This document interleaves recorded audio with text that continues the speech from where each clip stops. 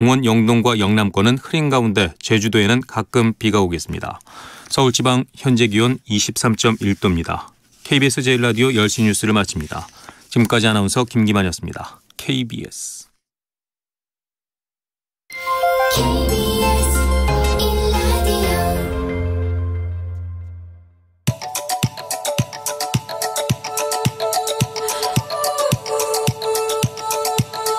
김성환의 시사야.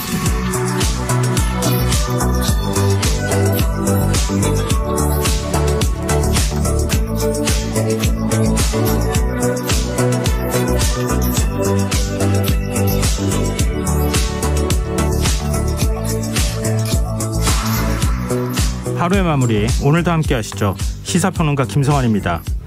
초고령 사회 진입을 앞두고 있는 지금 빈곤 노인의 심각성을 보여주는 폐지 수집 노동 실태 보고서가 발간됐습니다. 이 보고서는 GPS와 리어카라는 제목의 KBS 연속 보도를 기반으로 하고 있는데요. 더 깊이 있게 들여다보는 인터뷰 시간에 취재기자와 자세한 이야기 나눠보겠습니다. 수요일 코너죠. 기후위기 시대, 우리가 놓치고 있는 환경 문제와 내일을 위한 생활 수칙을 꼽아보는 지구생활 백석 코너도 마련되어 있으니까요. 많은 관심 부탁드리겠습니다. 김성환의 시사에는 청취자 여러분들의 관심과 참여 기다립니다. 방송 내용과 관련해 의견 있으신 분들은 문자 보내주십시오. 당첨된 분들께는 모바일 쿠폰 보내드릴 텐데요. 참여하실 번호는 샵9730이고요. 짧은 문자는 50원, 긴 문자는 100원의 이용료가 부과됩니다. 콩 어플리케이션과 KBS 1라디오 유튜브 채널을 통해서도 저희 방송을 실시간으로 시청 또 참여하실 수 있습니다. KBS 1라디오 김성환의 시사야. 그럼 지금 시작하겠습니다.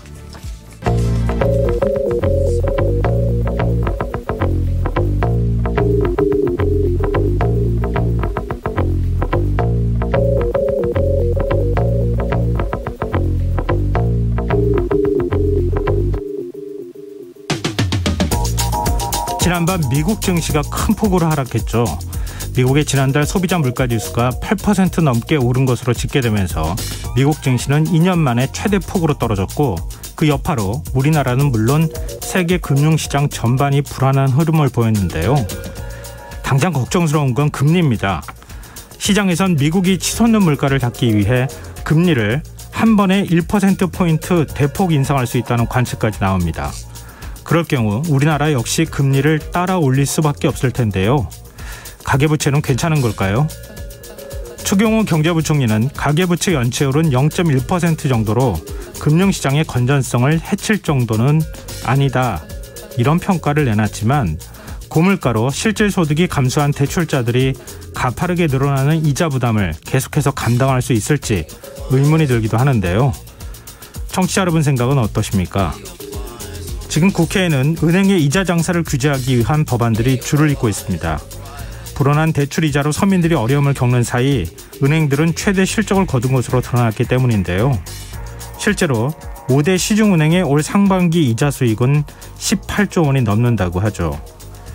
정치권에선 금리 인하 요구권을 활성화하는 것을 비롯해 대출자의 요구가 없더라도 은행들이 알아서 금리를 내리도록 하는 법안까지 발의했는데요.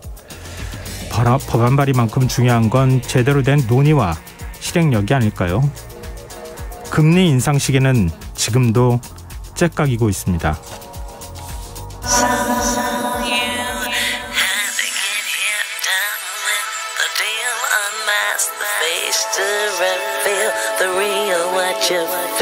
You and your everyday situations, all the unnecessary complications. 오늘 밤 당신 안에 꿈틀거리는 지식 충전 본능이 깨어납니다. 여러분의 자유탐구 영역 김성환의 시사야.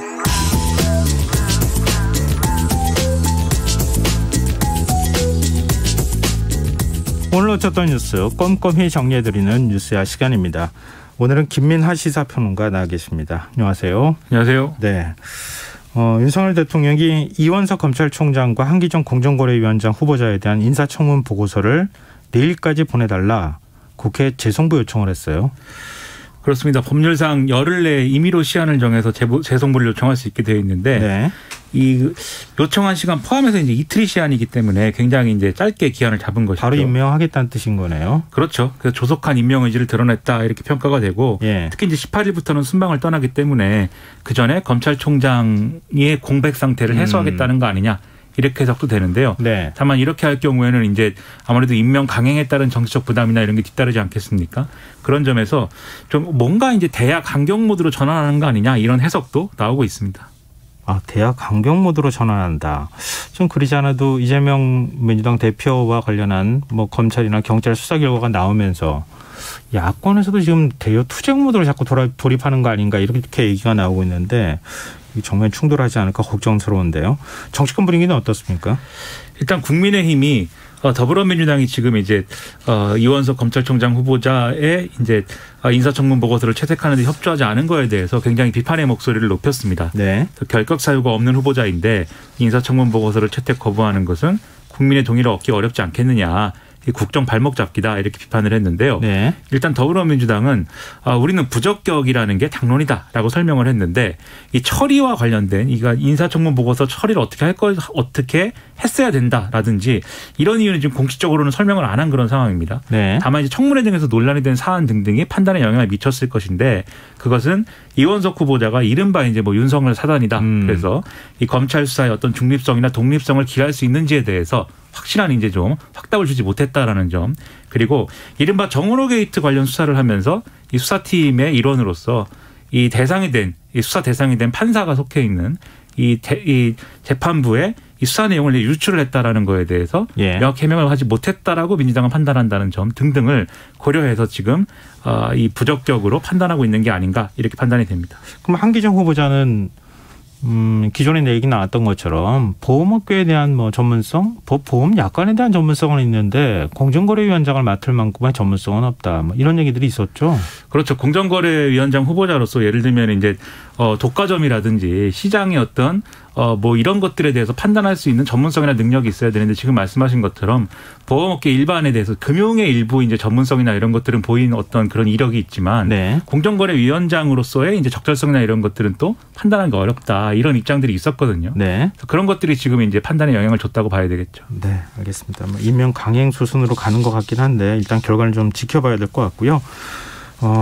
다음 뉴스로 넘어가 보죠. 국민의힘 정진석 비대위원장이 오늘 이진복 정무수석과 만났어요. 어떤 얘기가 오갔습니까? 이 이진복 대통령실 정무수석이 축하난을 들고 국회를 직접 찾아서 정진석 국민의힘 비대위원장을 이제 만난 겁니다. 예. 이 자리에서 정진석 비대위원장은 윤석열 정부 성공을 위해서 집권 여당이 책임 있는 역할을 해야 되는데 그러기 위해서는 당 지도체제를 조속히 안정적으로 확립하는 게 우선이다라고 강조를 했고요. 예. 지금 이제 당이 어려움을 겪는 상황에서 국정 동력을 제대로 뒷받침을 못 해왔다. 그래서 정부 쪽에 미안하고 국민에게 송구스럽기 그지없다라고 얘기를 했습니다. 그러면서 이진복 정무수석을 막 띄워주면서 뭐 이렇게 판단이 늘 이렇게 올바르신 분이니까 늘 지도 편달해달라 이렇게도 얘기를 했는데요. 네. 이진복 정무수석도 당 정상화에 대한 기대감을 좀 표출을 했습니다. 그런데 기자들이 이제 국민의힘에 지금 이 처한 현안이나 이런 것들을 여러 가지 질문을 했거든요. 네. 근데 이진복 정무수석 거기에 대해서 거의 이제 답을 하지 않는 태도를 보이면서 뭔가 이제 대통령실이 당무에 개입한다던가 이런 시선을 상당히 우려하고 경계하는 그런 모습을 또 보였습니다. 그러니까 이런 모습을 특히 유지하고 싶은 그런 태도가 아마도 최근의 논란과 연결돼 있다라고 봐야 되겠죠. 뭐 사실 원팀인 거죠. 예, 뭐 서로 간에 이제 그동안에 손발이 안 맞았다. 뭐 이런 얘기가 있는데 그런 것들 아마 의식한 행보가 아니었을까 이렇게 생각이 되는데요. 근데 이진복 정무수석이 윤석열 대통령 순방 이후 여야 대표들과의 회동에 추진될 수 있다. 이런 취지의 발언을 했어요. 이재명 민주당 대표가 그동안 영수회담 제안을 계속하지 않았습니까? 이게 받아들인 겁니까? 아니면은 어떻게 된 거예요? 거부했다고 해석해야 되는 거예요?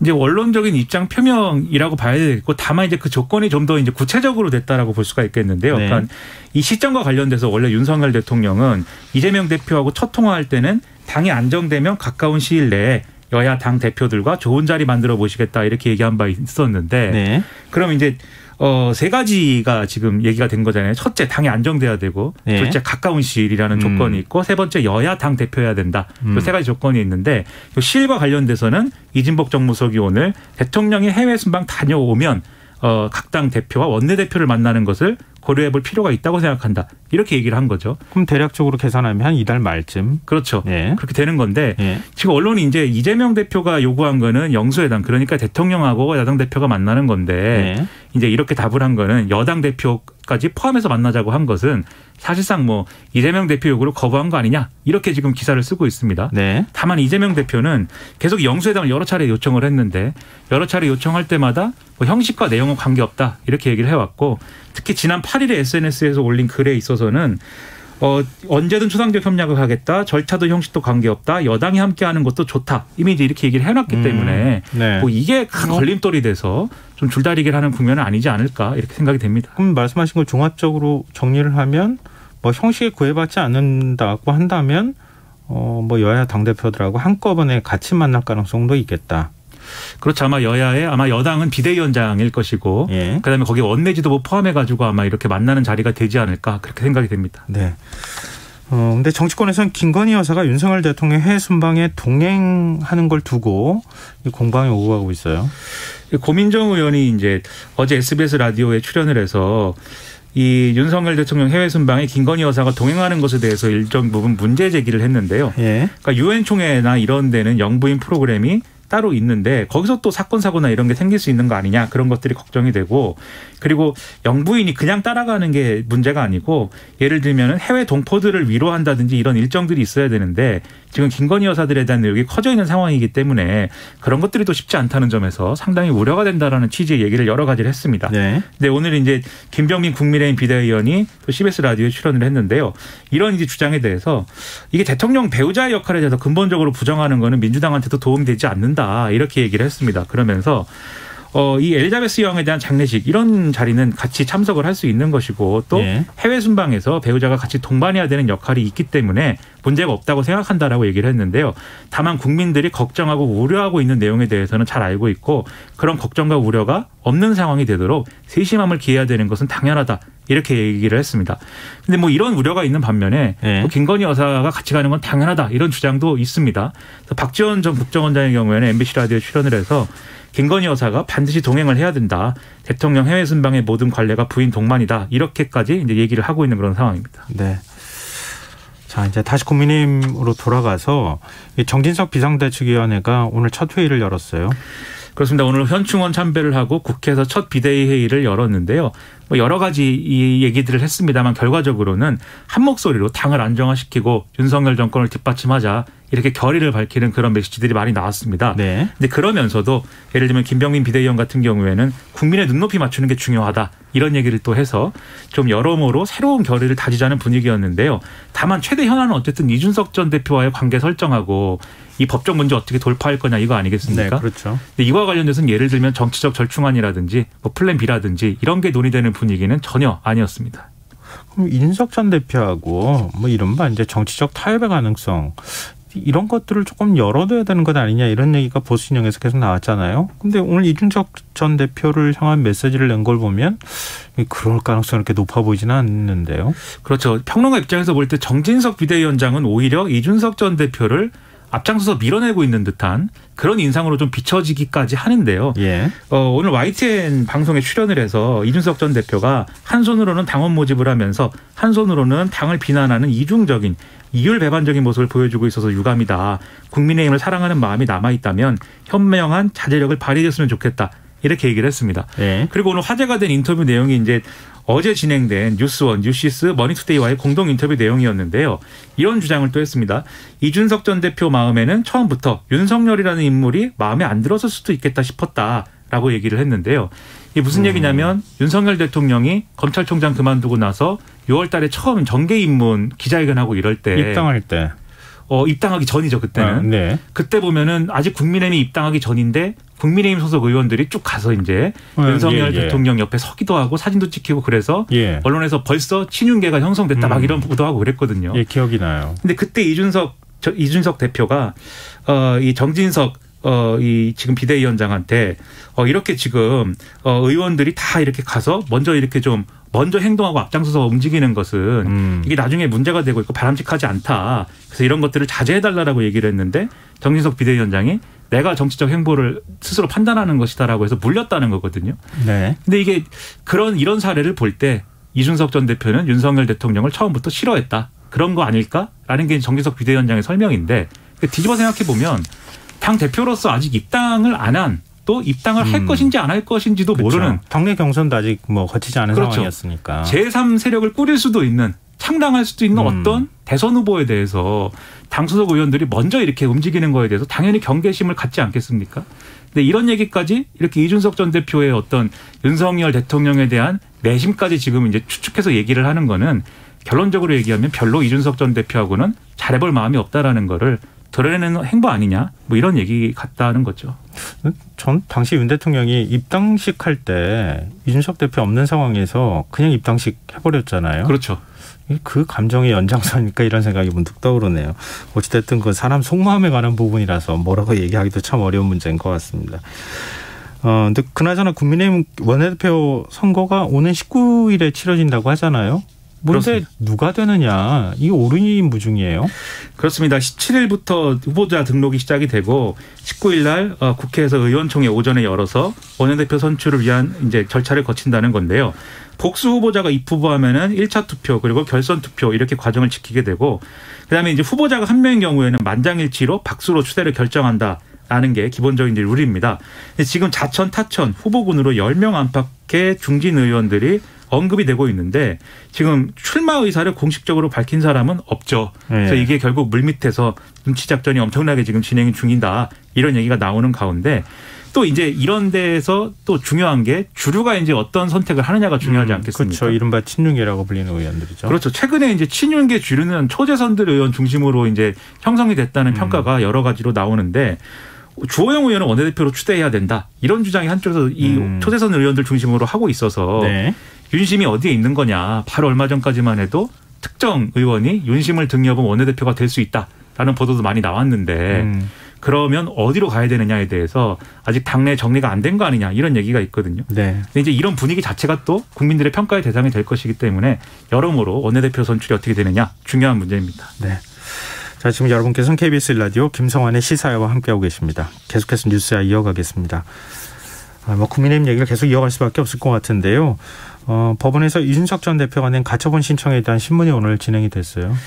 그렇습니다. 이준석 전 대표가 제기한 소위 이제 언론이 표현하기로 2차, 3차 가처분 신청이 있고 그다음에 주호영 비대위 측에 이 주호영 비대위원장이 직무집행 정지가 된 거에 대해서 이의 신청한 거 이렇게 3건의 신문이 진행되는 날이었는데요. 네. 그러니까 이준석 전 대표 측의 2차 가처분이라는 거는 주호영 비대위의 비대위원들에 대한 직무정지를 신청한 거였는데 이건 이제 주호영 비대위가 해산을 해서 이유가 없어졌으니까 그렇죠. 이건 취하를 했습니다. 예. 3차 가처분을 한 거는 가처분이 많아가지고 이렇게 하나하나 설명을 해야 되는데 지난 5일 날 전국위에서 국민의힘이 의결한 당원에 대해서 효력 정지를 요구하는 겁니다. 예. 이 당원이라는 거는 비상 상황을 교체적으로 규정을 해서 지금 정진석 비대위의 성립 근거가 된 그런 규정인데 이준석 전 대표 측은 이게 결국은 소급 금지 원칙에 반하고 반헌법적이고 이준석 전 대표를 겨냥한 그러한 이제 내용이다. 처분적인 입법이다. 이렇게 주장을 했습니다. 네. 국민의힘은 그렇다기보다는 지금 당의 비상상황 요건을 구체화해서 법원의 결정을 이제 존중한 거고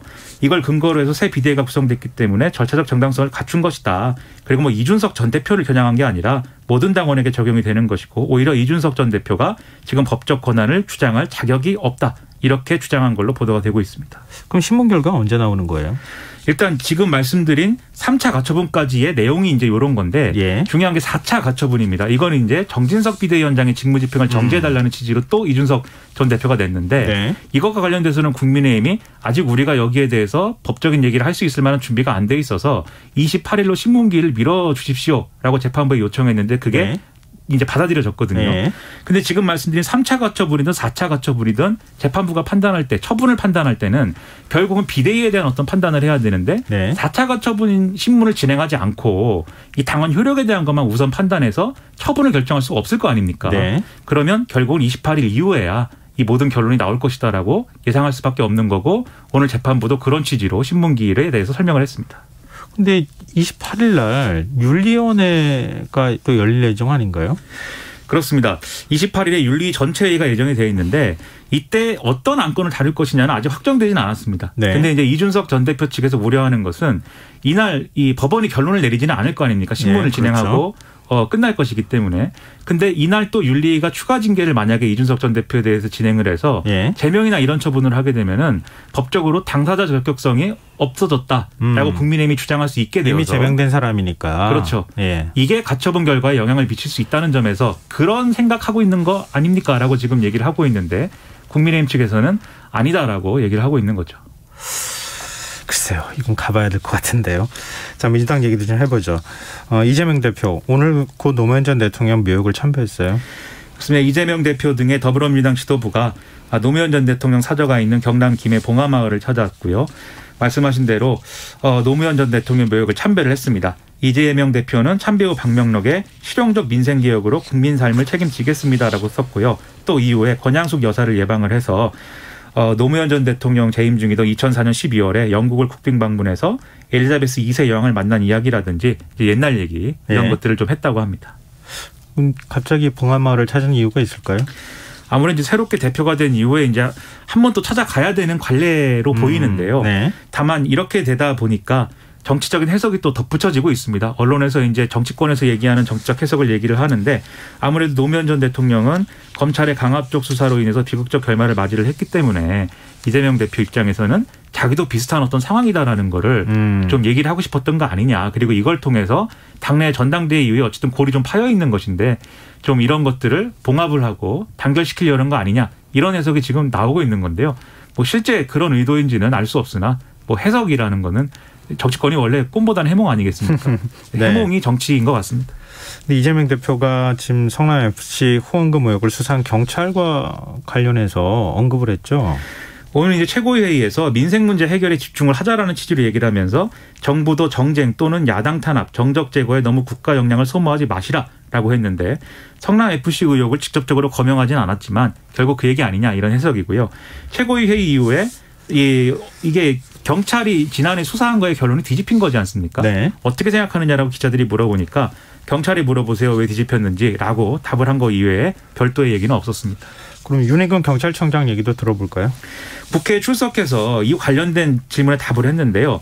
보안수사 과정에서 이전에는 없었던 상황이 있다. 그게 사건 관계자의 진술이 번복이 된 데다가 압수수색을 통해서 이 진술을 뒷받침할 수 있을 만한 객관적 증거를 추가적으로 발견했기 때문에 그래서 입장이 바뀐 거다라고 설명을 했는데 구체적으로 그 증거란 뭐고 어떤 진술인지에 대해서는 뭐 이게 수사가 뭐 종결이 돼봐야 구체적으로 확인이 가능할 것 같습니다. 네.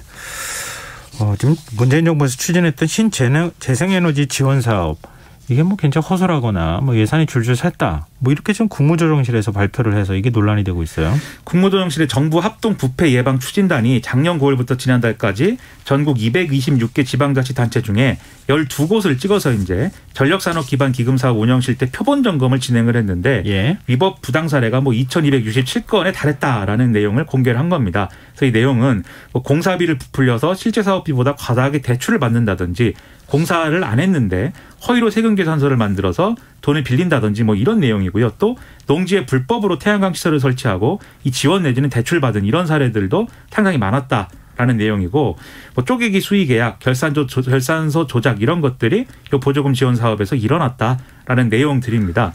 대통령실은 여기에 대해서 국민 혈세가 엉뚱한데 잘못 쓰였다면 당연히 바로 잡아야 되는 것이다. 심도 있는 조사가 필요하다는 생각이 든다. 라고 얘기를 해서 앞으로도 관련 논란이나 이런 것들은 계속될 것 같습니다. 네. 마지막으로 국민의힘과 민주당의 반응 짧게 좀 짚고 가죠. 일단 이제 국민의힘의 경우에 좀 더 이제 강력한 어떤 대응이 필요하다라고 이제 얘기를 하고 있는데요. 네. 권성동 원내대표 같은 경우에는 당 비대위 회의에서 문재인 정부의 신재생 에너지 정책 이면에 비리 복마전이 있었던 거 아니냐. 이거는 부정수급에 대해서 징벌적 환수 조치를 검토해야 되고 보조금 따먹기로 전락한 신재생 에너지 사업 전반을 재검토해야 된다. 이렇게 주장을 했는데요.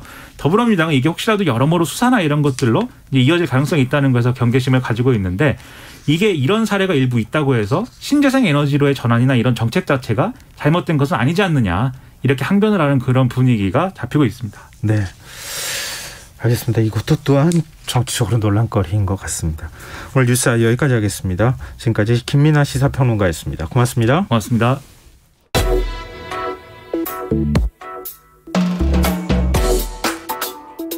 더 나은 내일을 준비하는 시간 KBS 1라디오 김성환의 시사야. 골목길을 다니다 보면 폐지 줍는 노인분들 종종 목격하게 되는데요. 이 힘겹게 수레를 끌고 가는 모습을 모두 다 안타깝게 바라보긴 하지만 이분들의 노동 강도가 어느 정도인지 또 어떤 환경에서 일하고 있는지 정확히 알려진 건 별로 없는데요. 오늘 인터뷰 시간엔 폐지 줍는 노인들의 노동 실태를 직접 취재한 박진영 KBS 안동방송국 취재기자 연결해서 얘기 나눠보겠습니다. 안녕하세요. 네, 안녕하세요. KBS의 박진영 기자입니다. 네. 일단 폐지 줍는 노인을 섭외 직접 취재를 하셨다고요. 언제 어떤 방식으로 취재를 했습니까? 취재는 지난해 12월부터 시작을 했고요. 예. 그 대구의 고물상 한 30곳을 돌아다니면서 생계형으로 폐지 줍는 노인 10분을 섭외해서 예. 이분들이 끄는 리어카에 GPS를 부착했습니다. 그 GPS를 채우면 정확한 이동 거리와 시간이 나오지 않습니까? 그렇죠. 그래서 객관적인 데이터로 이분들이 얼마나 힘들게 일하시는지를 한번 살펴봤습니다. 그럼 취재하게 된 계기가 있을까요? 네, 그 지난해 대구의 한 구청으로부터 좀 황당한 보도자료 한 통을 받았는데요. 네.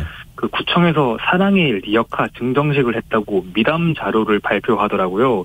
그래서 이 내용이 뭔가 한번 살펴보니까 이 구청이 폐지 줍는 노인분들에게 가벼운 새 리어카를 전달했는데 예. 이 하는 말이 조금 좀 황당하더라고요. 이 얘기가 뭐냐면은 겨울에 새 리어카를 드리니까 좀 폐지를 안전하게 많이 주우시라 이런 말을 하더라고요. 그래서 그 구청 관계자들이 뿌듯하게 자기들이 착한 일을 했다면서 사진도 찍고 뭐 이러는데 근데 사실 가난한 노인분들이 폐지 줍는 거는 복지가 좀 부실하다는 방증이지 않습니까? 그렇죠. 정리할 일은 아닌 거죠. 네. 예. 그래서 그 제가 알아보니까 실제로 이 구청은 관내에 폐지 줍는 노인이 몇 명인지도 모르고 있었고요. 그래서 폐지 줍는 이 일을 아무도 이상하게 생각하지 않는구나. 이건 좀 문제가 있다라고 생각해서 취재를 시작하게 됐습니다. 근데 보통 취재에 들어가기 전에 자료조사를 하잖아요, 기자들이. 근데 그 네. 단계에서부터 좀 황당함을 느꼈다고요? 보통 자료조사를 하면은 뭐 논문이라든지 보고서 같은 게 좀 나오게 마련인데 예. 저희가 검색을 해보니까 그동안 그 정부 차원에서 실태 조사가 한 번도 없었더라고요.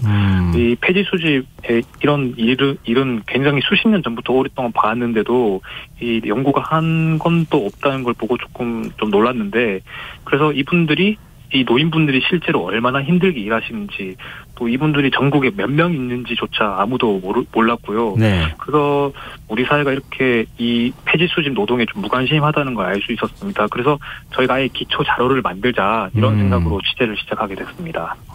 이거 참 쉬운 일이 아니라고 생각이 되는데요. 실태 파악을 하기 위해서는 노인분들하고 만나셔야 되는 상황이었잖아요. 예. 근데 취재 잘 응해 주시던가요? 아니요, 굉장히 좀 냉정한, 그러니까 차가운 태도를 보이더라고요. 예. 그러니까 기자 당신이 언제 우리한테 관심을 가졌냐, 뭐 이런 태도를 보이셨는데, 그래서 제가 이렇게 기자입니다라면서 명함을 드리니까 바로 뭐 리어카의 명함을 버리시더라고요, 많이. 네. 그래서 취재하는데 좀 애를 먹었는데, 그 비타민 음료를 들고 고물상 돌아다니면서 좀 설득도 드리고, 또 폐지도 같이 나르면서 뭐 어렵게 섭외를 했습니다. 그렇군요. 고생 많으셨네요. 근데 제가 지금 이제 노인분들이라고 이렇게 통칭해서 표현해서 쓰고 있지만 실제로 이분들이 정말 노인분들이 맞는 건지 우리 주변에 있는 사람들에 대한 경험칙으로 제가 말씀을 드리는 거잖아요. 그러니까 예. 만나본 분들의 연령대, 성별, 생계 수준 뭐 이런 것들을 기초 자료조사, 실태 파악을 한 결과 어떻습니까? 저희가 10분을 섭외를 했는데요. 예. 그 60대부터 80대까지였습니다. 예. 그래서 60대가 한 3분 정도 계시고 예. 70대가 한 5분, 뭐 또 80대가 나머지 분이셨는데 그 폐지 수집을 하는 계기는 모두 가남 때문이었고요. 예. 뭐 암투병으로 모은 돈을 치료비로 다 썼다든지 아니면 남편과 일찍 사별을 했다든지 사업이 망했다든지 이들이 공통적으로는 나이 든 몸으로 쉽게 할 수 있는 일이 이 폐지 줍는 일이라고 대답을 하시면서 이 일을 시작했다고 하시더라고요. 근데 또 물어보니까 공통적으로 이분들의 자녀들 역시 도움을 줄 수 있는 형편이 안 됐었습니다. 근데 애초부터 가난했던 분들이 아닌 분도 있죠. 네, 형편이 좀 괜찮은 상황이었다가 피치 못한 사정으로 사업이 부도가 나거나 뭐 이런 경우에는 이 우리나라의 안정망이 좀 그렇게 촘촘하지 못하지 않습니까? 네네. 그래서 한 번에 가세가 기울어서 이렇게 형편이 힘들어진 경우도 보이시더라고요. 갑자기 가난은 돈이 없기 때문이다. 단지 그 말이 또 갑자기 떠오르는데요. 지금 리어카에 GPS 설치하셨다고 하셨잖아요. 그러면은 그 노인분들의 이동 동선이나 이런 거, 거리 이런 걸 다 파악하셨을 것 같은데 어떤 특징이 발견이 됐습니까? GPS를 저희가 노인분들한테 일을 나가실 때 좀 켜달라고 말씀드리고 일을 끝나면 좀 꺼달라고 더 말씀을 드렸어요. 그래서 예. 그 GPS 데이터가 계속 이제 취합이 됐는데 이 데이터를 취합을 해서 평균을 내보니까 노인 한 분당 하루 평균 11시간 20분을 일하셔서 13km를 걸으시더라고요. 그러니까 13km요? 네. 그러니까 많이 일하시는 분은 하루에 15시간 일하셔서 26km를 걸으신 것도 있었고요. 그러니까 저희가 예상한 것보다 폐지 수집의 노동 강도가 훨씬 강했습니다. 군대에서 행군하는 수준인데요. 하루 걷는 거리가. 저희도 처음에 이 정도가 나올 줄은 생각도 못했는데 그 13km면 축구장 45바퀴를 걷는 수준이거든요. 네. 그래서 보통 성인이 1시간에 4km를 걷는다고 알고 있는데 그런데 이게 노인분들이 100kg, 200kg이 넘는 리어카를 끌어야 하니까 네. 훨씬 힘이 드는 중노동이었습니다. 그래서 저희가 같이 취재를 한다고 따라다녔는데 그러니까 취재하고 나서 몸살이 날 정도로 힘들더라고요. 이 노동 자체가. 이렇게 중노동을 하셔서 버는 돈이 얼마나 됩니까? 저희가 또 매일 받으시는 폐지값을 기록해서 평균을 내봤는데 네. 11시간 20분 동안 일하셔서 하루에 10,000원 정도를 버셨어요. 그러니까 시급으로 따지면 한 950원 정도고요. 올해 최저임금이 9,160원이니까 10분의 1 수준입니다. 그러니까 1시간 꼬박 일해도 컵라면 하나 못 사드세요. 이분들이 지금. 아마 많은 분들이 방송 들으시는 분들도 그렇겠지만 생각했던 것보다는 너무 소득이 적어서 수입이 적어서 놀라셨을 것 같은데요. 근데 이렇게 하루 10,000원을 벌기 위해서 15km, 13km를 움직이시는 분들 지금 건강 상태는 어떻습니까? 건강 상태가 매우 안 좋았습니다. 그래서 할아버지 몇 분은 매일 진통제를 드시면서 일을 하시는 분도 계셨고요. 예. 또 식사를 또 다른 노인분들이 밥을 드실 때 그때 폐지를 더 줍겠다고 식사 시간을 거의 제때 못 챙기시더라고요. 그래서 예. 아예 끼니를 걸으시는 분들도 계시고요. 그래서 건강 상태가 거의 10분이면 10분 중에 10분이 거의 다 열악한 상황이었고 또 밥 드신다고 하더라도 돈이 없어서 거의 어떤 할아버지께서는 삼시세끼를 컵라면 드시는 분도 계시더라고요. 그래서 이 노인분들이 생각한 것보다 굉장히 좀 열악하고 좀 건강 상태가 안 좋구나 이런 걸 옆에서 지켜봤습니다. 동행 취재하셨다고 말씀하셨잖아요. 네. 리어카 끄는 거 뒤에서부터 밀어주시기도 하셨을 것 같고 같이 또 네. 폐지 줍는 것도 도우시면서 실제 이런 분들의 생활이 어떤지도 확인했을 것 같은데 혹시 네. 위험 요인은 없었습니까? 저희가 GPS 데이터를 취합하다 보니까 발견한 것 중에 하나가 리어카가 이제 주택가 골목 쪽으로 많이 다니더라고요. 예. 그런데 이런 주택가 골목은 보통 인도와 차도 구분이 잘 안 되어 있지 않습니까? 그래서 그 차들이 지나가면서 굉장히 교통사고 위험이 크더라고요. 예. 저희가 이제 실제로 취재하던 도중에 한 할아버지가 또 차에 치이셔서 다치시기도 했고요.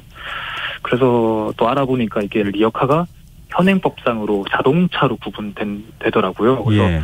리어카가 차도로만 다녀야 되는데 그래서 이 노인분들이 차가 무서워서 인도로 다니다가 사고가 나면은 또 그것대로 문제가 발생하는 그런 좀 악순환 노인들이 길거리에서 일하면서 위험에 그대로 노출되어 있는 상황이었습니다.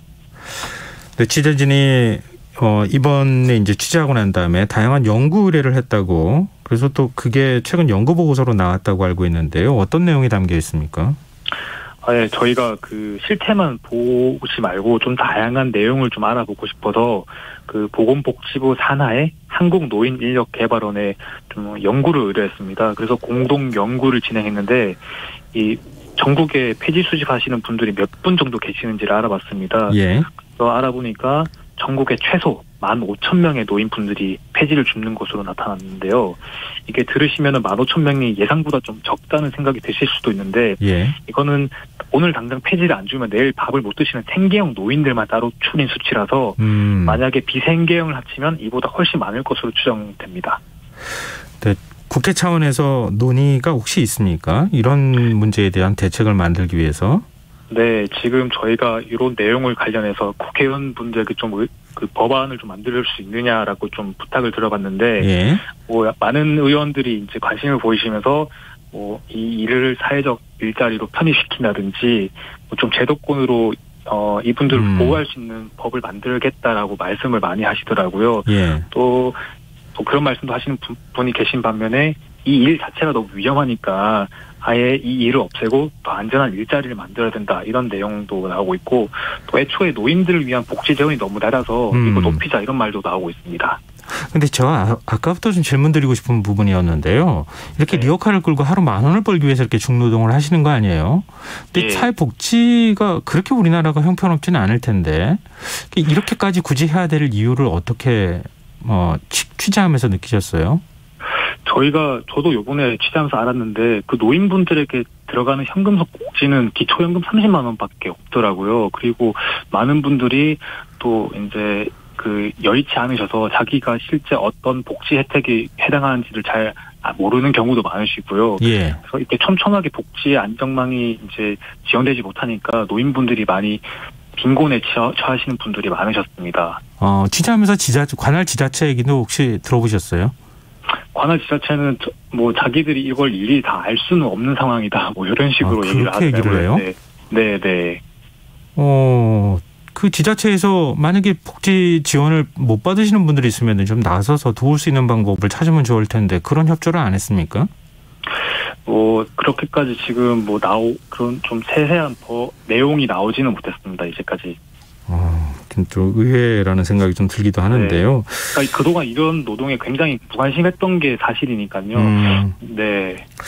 이 노인 빈곤 실태에 대해서 직접 이제 경험도 하고 취재를 하신 입장에서 마지막으로 취재하면서 이 박 기자 개인이 좀 느낀 점이 있다면요.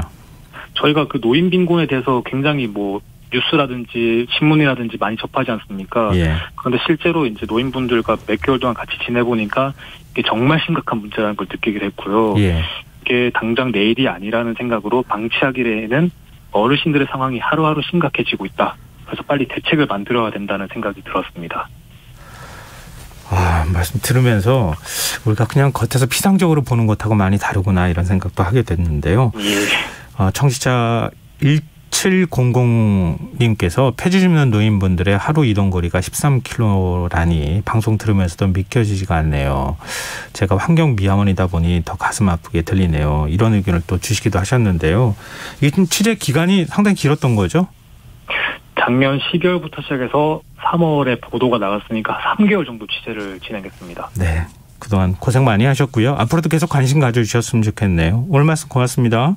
네, 감사합니다. 네, 지금까지 박진영 KBS 안동방송국 취재기자였습니다.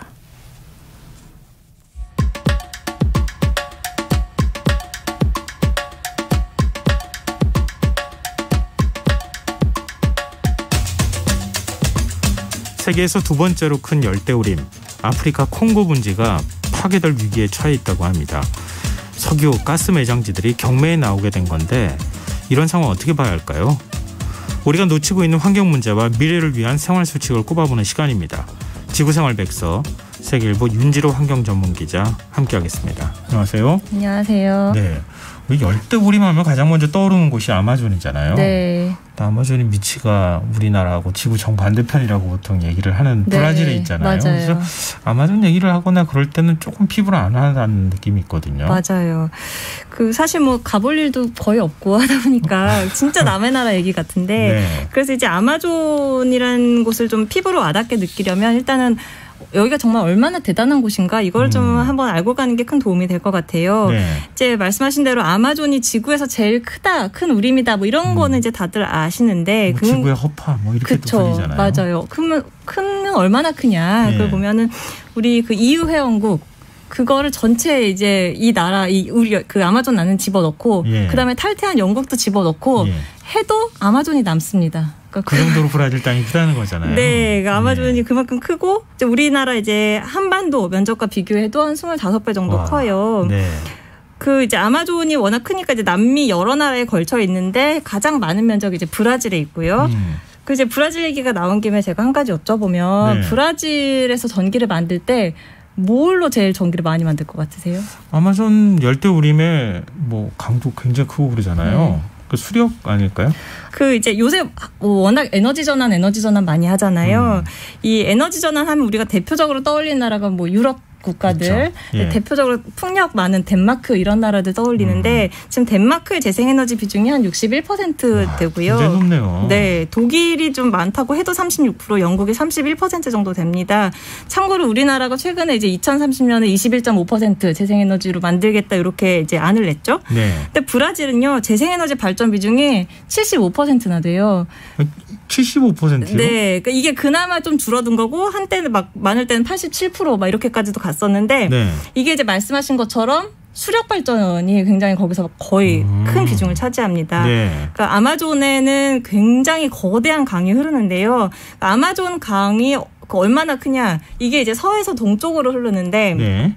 그 이제 이게 대서양으로 이제 물이 방류가 돼요. 근데 예. 이 초당 방류량을 기준으로 놓고 보면 우리가 뭐 다 아는 뭐 겐지스강, 양쯔강 이런 유명한 세계적으로 유명한 강 2위에서 7위 예. 그 강의 하구 유량을 다 합친 것보다 이 아마존강에서 나가는 게 더 많거든요. 아, 그 정도로 커요? 그러니까 그 어마어마한 수자원을 갖고서 그렇게 수력 발전을 하는 거죠. 그래서 우리가 이제 아마존이라는 것은 뭐 면적으로 보나 거기에 흐르는 강의 그 물의 양으로 보나 뭐 거기에 자란 나무, 동식물의 다양성 이런 거 그러니까 모든 게 다 이제 우리의 상상을 뛰어넘는다. 이렇게 대단한 곳이다라고 좀 말씀드릴 수 있을 것 같습니다.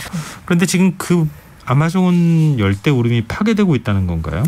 그렇죠. 한 이제 반세기 동안 20에서 35% 정도가 파괴됐다 이렇게 알려져 있는데요. 이것도 네. 이제 어느 정도냐면 유럽 지도 이렇게 딱 펼쳐놓고 봤을 때 우리 큰 나라들 있잖아요. 네. 독일, 프랑스, 스페인 이런 나라들. 네. 이 중에서 그 프랑스랑 스페인 그 두 나라를 합친 것만큼이 지금 파괴됐다라고 보면 되니까 어마어마한 네. 거죠.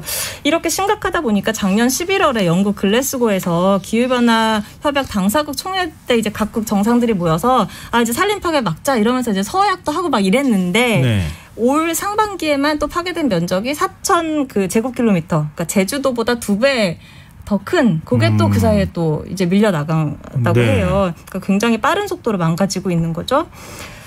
이제 며칠 전에 외신에 소개된 한 연구를 보니까요. 지금 이제 특히 이제 집중적으로 파괴되고 있는 게 브라질이랑 볼리비아 쪽에 있는 이제 아마존인데 여기에 있는 건 이제 너무 파괴가 많이 진행돼서 이미 이제 그 바싹 마르는 사바나 같이 막 이렇게 변하고 있다고 해요. 아예 지형 자체가. 그래서 네. 이제는 이 영양 복구가 어려울 수도 있겠다. 이런 이야기도 나오고 있다고 합니다.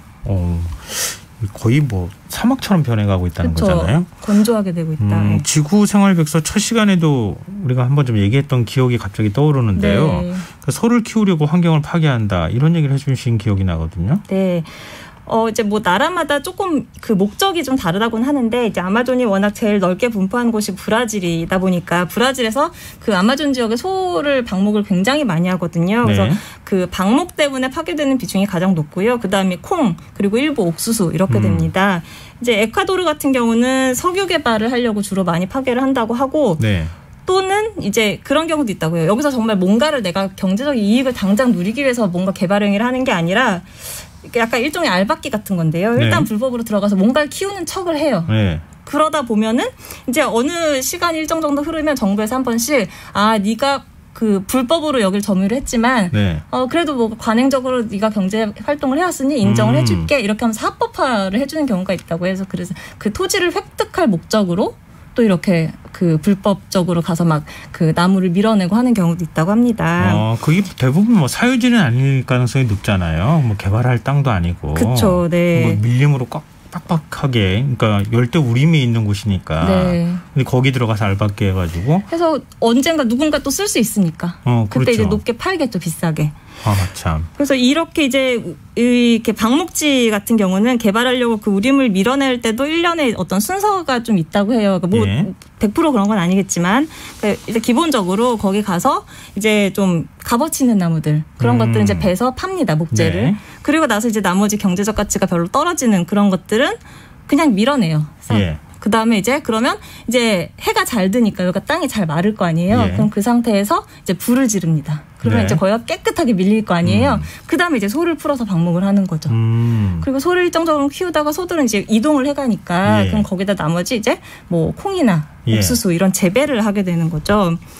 그러면은 그 넓은 곳에 왜 이렇게 열정적으로 콩을 키울까 궁금한데 이게 이제 생각을 해보면 우리 이제 참기름, 들기름 같은 경우는 우리 시장 가면 깨 이렇게 압착해서 기름 쉽게 뽑잖아요. 네.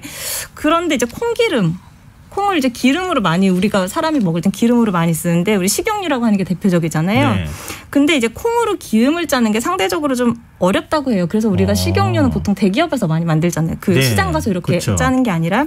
저도 그 이유가 궁금했는데 그 농촌사회학자분이 쓴 뭐 대한민국 치킨전 이런 책에서 그 내용이 나오더라고요.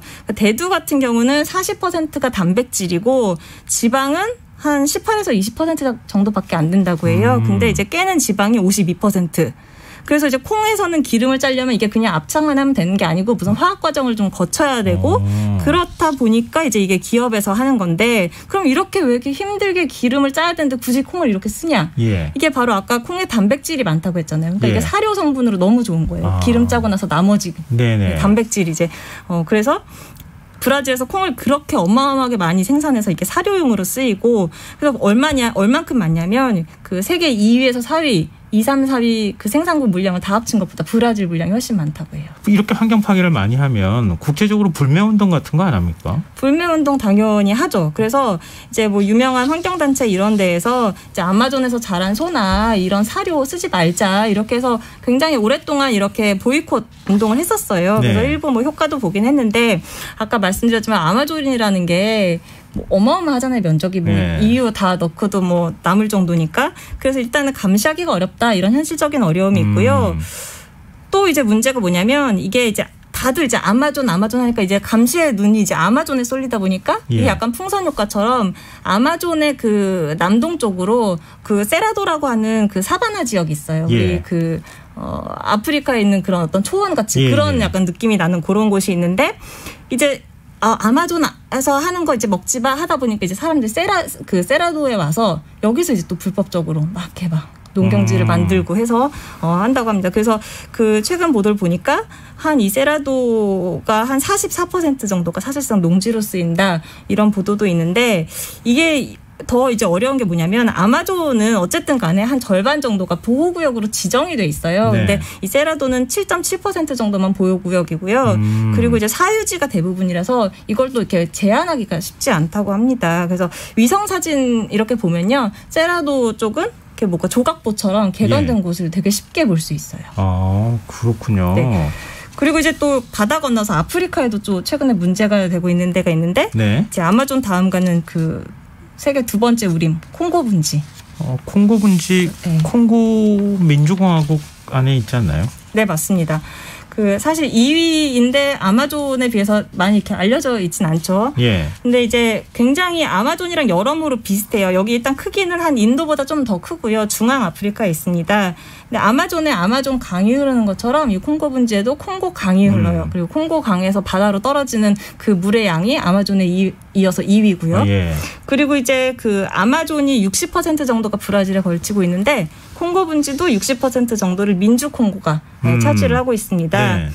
근데 이제 지난 7월 말에 민주 콩고 정부가 콩고 분지에 있는 그 석유가스 매장지 30곳을 경매에 내놨어요. 그래서 예. 이제 막 그 이슈가 됐는데 사실은 이 민주콩고 대통령이 앞서 말씀드린 그 지난해 그 기후변화 협약에서 산림 파괴하지 말자라고 서명도 하고 막 이래서거든요. 근데 불과 이제 반년 만에 입장을 바꾼 거죠.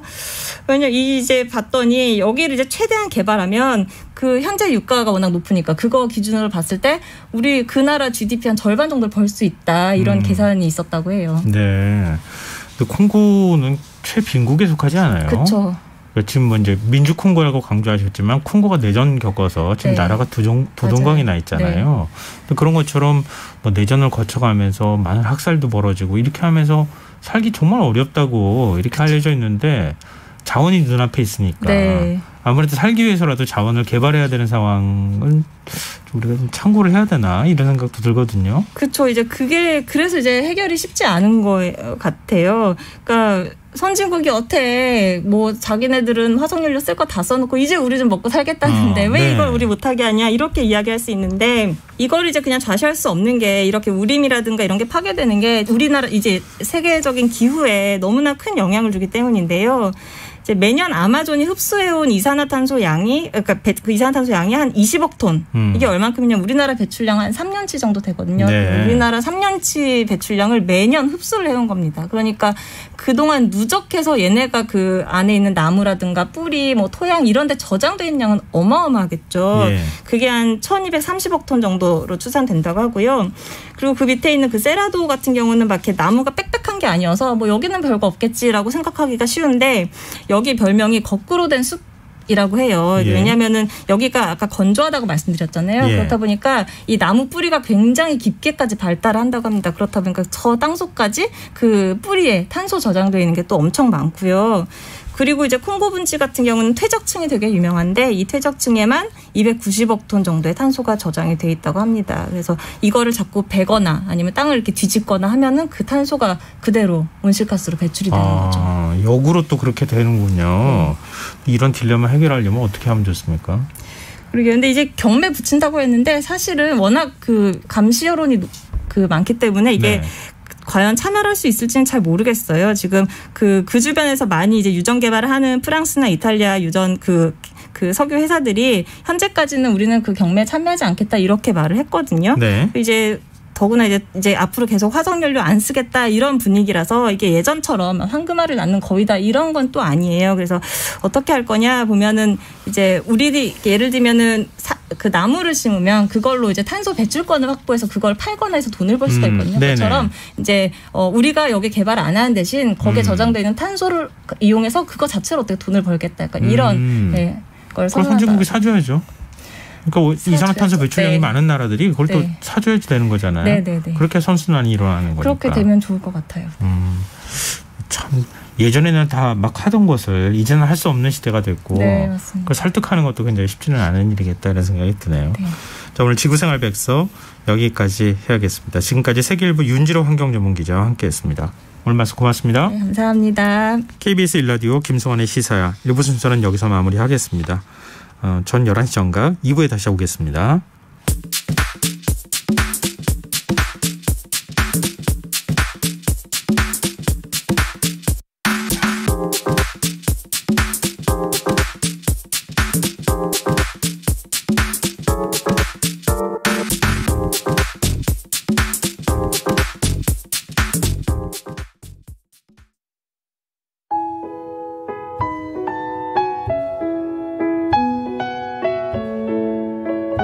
경제적인 어려움에 처한 위기 가정들이 늘고 있습니다.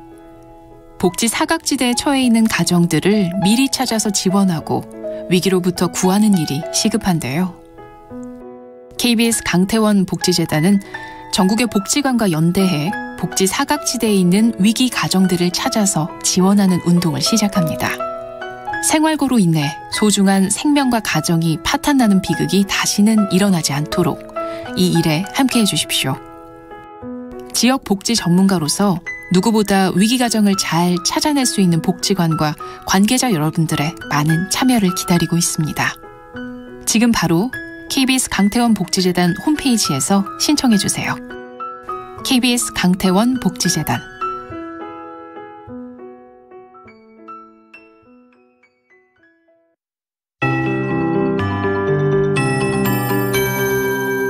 KBS 58분 날씨.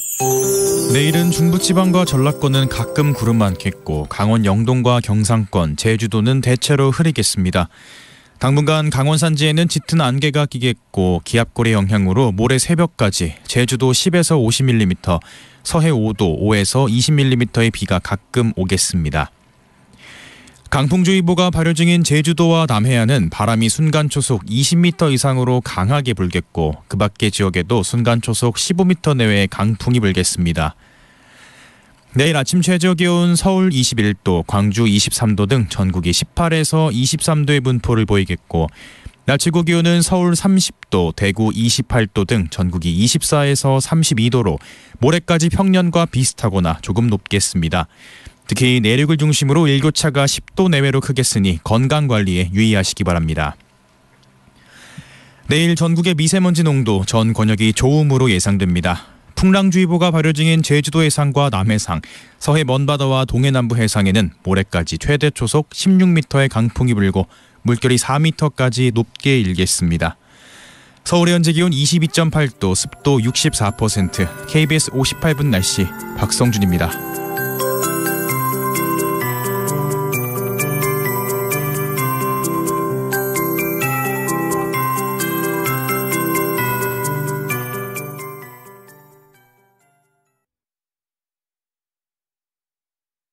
정성을 다하는 국민의 방송 KBS가 11시를 알려드립니다. AM 711kHz, FM 97.3MHz, KBS 1라디오입니다. HLKA.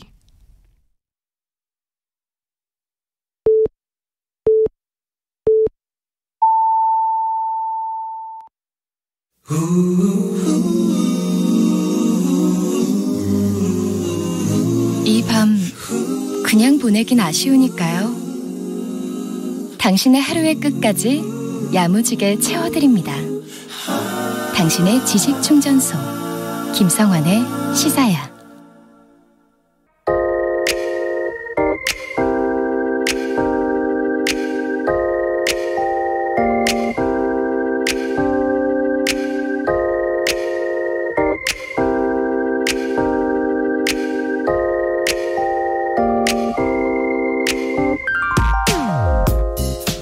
유행에도 주기가 있다고 하죠.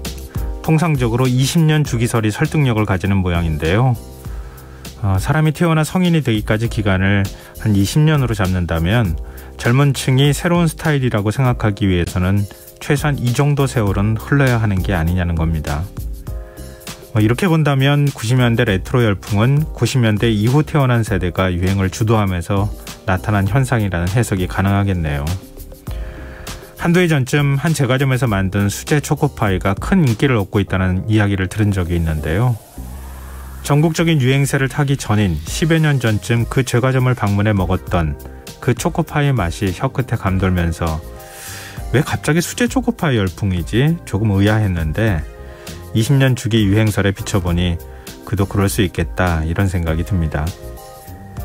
하기야 제 어린 시절에는 최고의 집들이 선물 중 하나가 초코파이였습니다. 초코파이 한 상자라 해도 종합 선물 세트에 견적 가격이 저렴했을 뿐더러 무엇보다 아이부터 어른까지 모두 좋아하는 과자였기 때문이었죠.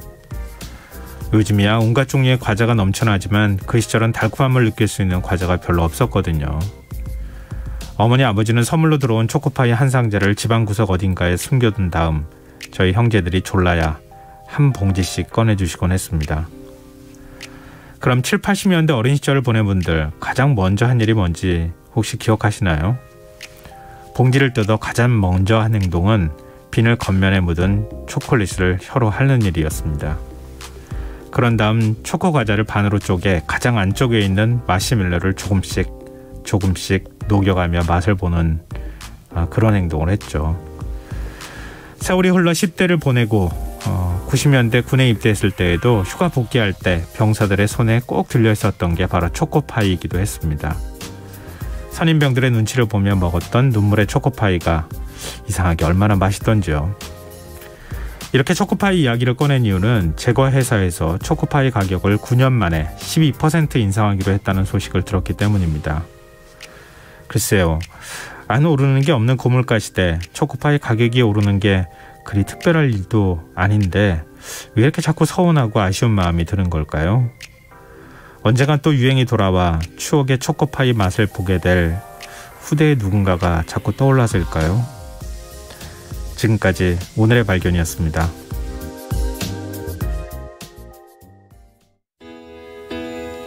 When I was young, I'd listen to the radio, waiting for my favorite songs.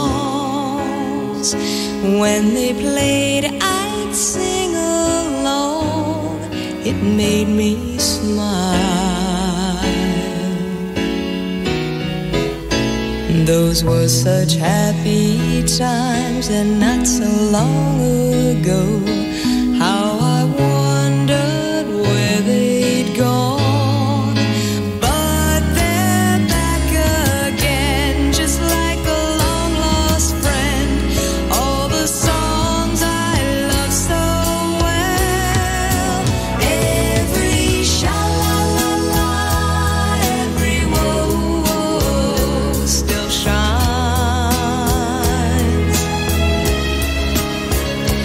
Every shing-a-ling-a-ling that they're starting to sing so fine.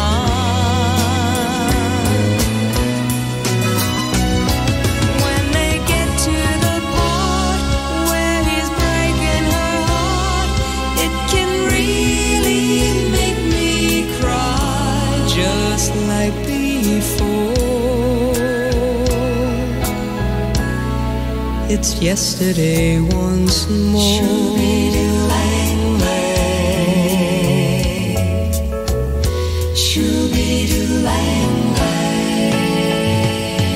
Looking back on how it was in years gone by, and the good times that I had, makes today seem rather sad. So much has changed. It was songs of love that I would sing to them, and I'd memorize each word. Those old melodies still sound so good to me as they melt the years away. Every sha-la-la-la, every woe still shines. All the oldies but goodies, every shing-a-ling-a-ling that they're starting to sing so fine. All my best memories come back clearly to me. Some can even make me cry, just like before.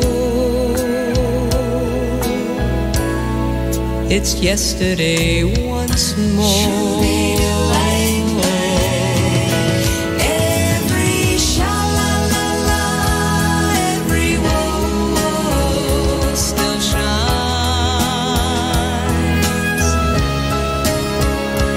Every shing-a-ling-a-ling that they're starting to sing so fine. Every sha-la-la-la, every woe still shines.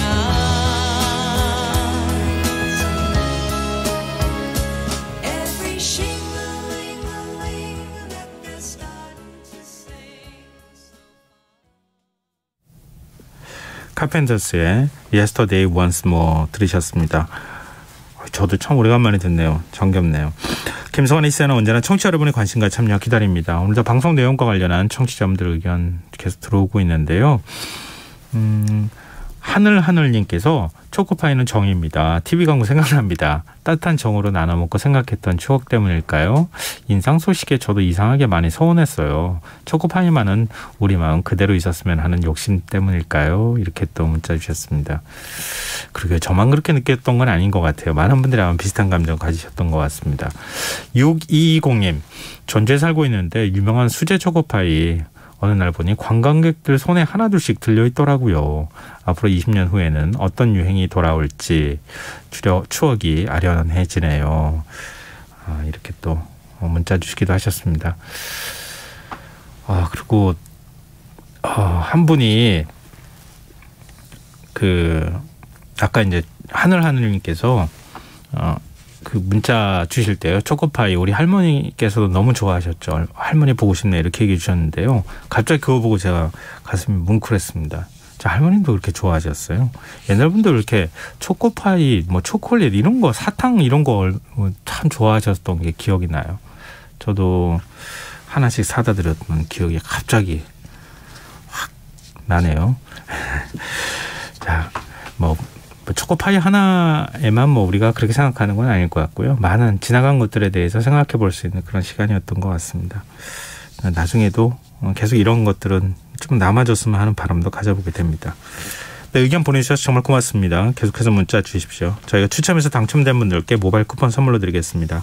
참여하실 문자 번호는 샵9730이고요. 짧은 문자는 50원, 긴 문자는 100원의 정보 이용료가 부과됩니다. 콩 게시판 KBS 라디오 유튜브 채널을 통해서도 무료로 참여하실 수 있습니다. KBS 라디오 김성환의 시사회와 함께하고 계신 지금 시각은 11시 9분입니다.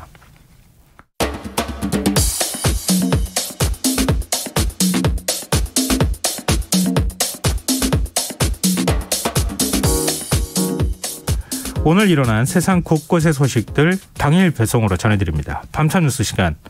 오늘은 박영식 뉴스캐스터와 함께하겠습니다. 안녕하세요. 네, 안녕하세요. 시청자 여러분 반갑습니다. 박영식입니다. 이영경 뉴스캐스터 개인 사정으로 오늘부터 일주일 동안 박영식 뉴스캐스터가 코너를 맡아주실 예정인데요. 벌써 뭐 막 팬들이 많으세요. 아유, 저희 어머니 아닐까요? 아니요. 오기 전에 말씀드렸는데. 유튜브로 박영식님 반기는 분들이 굉장히 많은데. 아, 정말 그렇습니까? 네, 아가타님이 박영식 캐스터님 마스크로 가려도 멋짐이 다 보여요. 화이팅 해주셨는데 어머님이 이렇게 쓰시지는 않을 것 같아요. 이거 지금 혹시 제가 농간에 놀아나고 있는 건 아니죠? 아니요, 아닙니다. 절대 아닙니다. 거짓말하지 않습니다. 예. 하여튼 평소 저희 방송 들으신 적 있어요? 아, 당연하죠. 뭐 농담이 아니라 제가 늦게 귀가할 때도 많고 그리고 특히 이제 집에 늦게 가다 보면 택시나 버스에서 들을 때도 많고 그리고 뭐 우리 김상원 선생님 목소리가 사실 그 감성이 한 스푼, 두 스푼, 세 스푼이기 때문에 아까 초코파이 엄청 진짜 정말 너무 좋았습니다. 감사합니다. 예. 예전에 앵커로 진행하실 때 제가 출연을 했었는데 예, 좀 반대가 됐죠. 뒤바뀌니까 좀 이상하긴 한데요. 네. 하여튼 앞으로 일주일 동안 잘 부탁드리겠습니다. 네, 제가 잘 부탁드리겠습니다. 자, 그러면 본격적으로 얘기 시작해보죠. 이 추석 연휴 여파였을까요? 확진자 수가 좀 늘어났네요. 네, 많이 늘었습니다. 아마 지금 라디오 듣는 분들도 체감을 하실 텐데요. 주변에 감염자가 계속해서 발생하고 있습니다. 이번 연휴뿐만 아니라 매 연휴 지나고 나면 코로나 확진자가 늘어나는 유사한 패턴을 보인 건 오래된 일이고요. 네. 먼저 오늘 0시 기준입니다. 확진자 수부터 말씀을 드리면 신규 확진자가 93,981명으로 집계가 됐고요. 어제보다 36,000여 명이 늘어났습니다. 일주일 전보다도 8,400여 명이 늘어났는데 위중증 환자 중요합니다. 507명에서 40명 줄었고요. 사망자는 60명 발생했습니다. 중요하게 봐야 될 점이 있는데 신규 확진자 수가 일주일 전보다 많아진 게 8월 23일 이후에 근 3주 만이라고 해서요. 이건 뭐 좋은 소식은 아닐 것 같고요. 방역당국이 밝히기를 이 추석 연휴 기간 이동량 늘어나고 대면 접촉이 늘어났기 때문에 연휴 이후에 이제 검사 수요가 몰리게 되면서 이런 현상은 이제 일시적인 반등이다 이렇게 보고 있는 것 같습니다. 네. 근데 지금 올가을 또 독감이 유행일 것이다. 그래서 트윈데믹이 올 것이다. 이런 우려가 계속 나오는데요. 정부는 어떤 입장을 내놓고 있습니까? 그렇습니다. 이제 한마디로 트윈데믹 가능성이 크다 이렇게 밝히긴 했는데요. 정기석 코로나19 특별 대응단장의 브리핑에서 그렇게 강조를 했습니다. 동시에 유행할 가능성이 크다. 코로나19뿐만 아니라 독감 유행에도 철저히 대비를 해야 하고 대비하기에 이제 지금이 적기라는 표현이 나오긴 했습니다.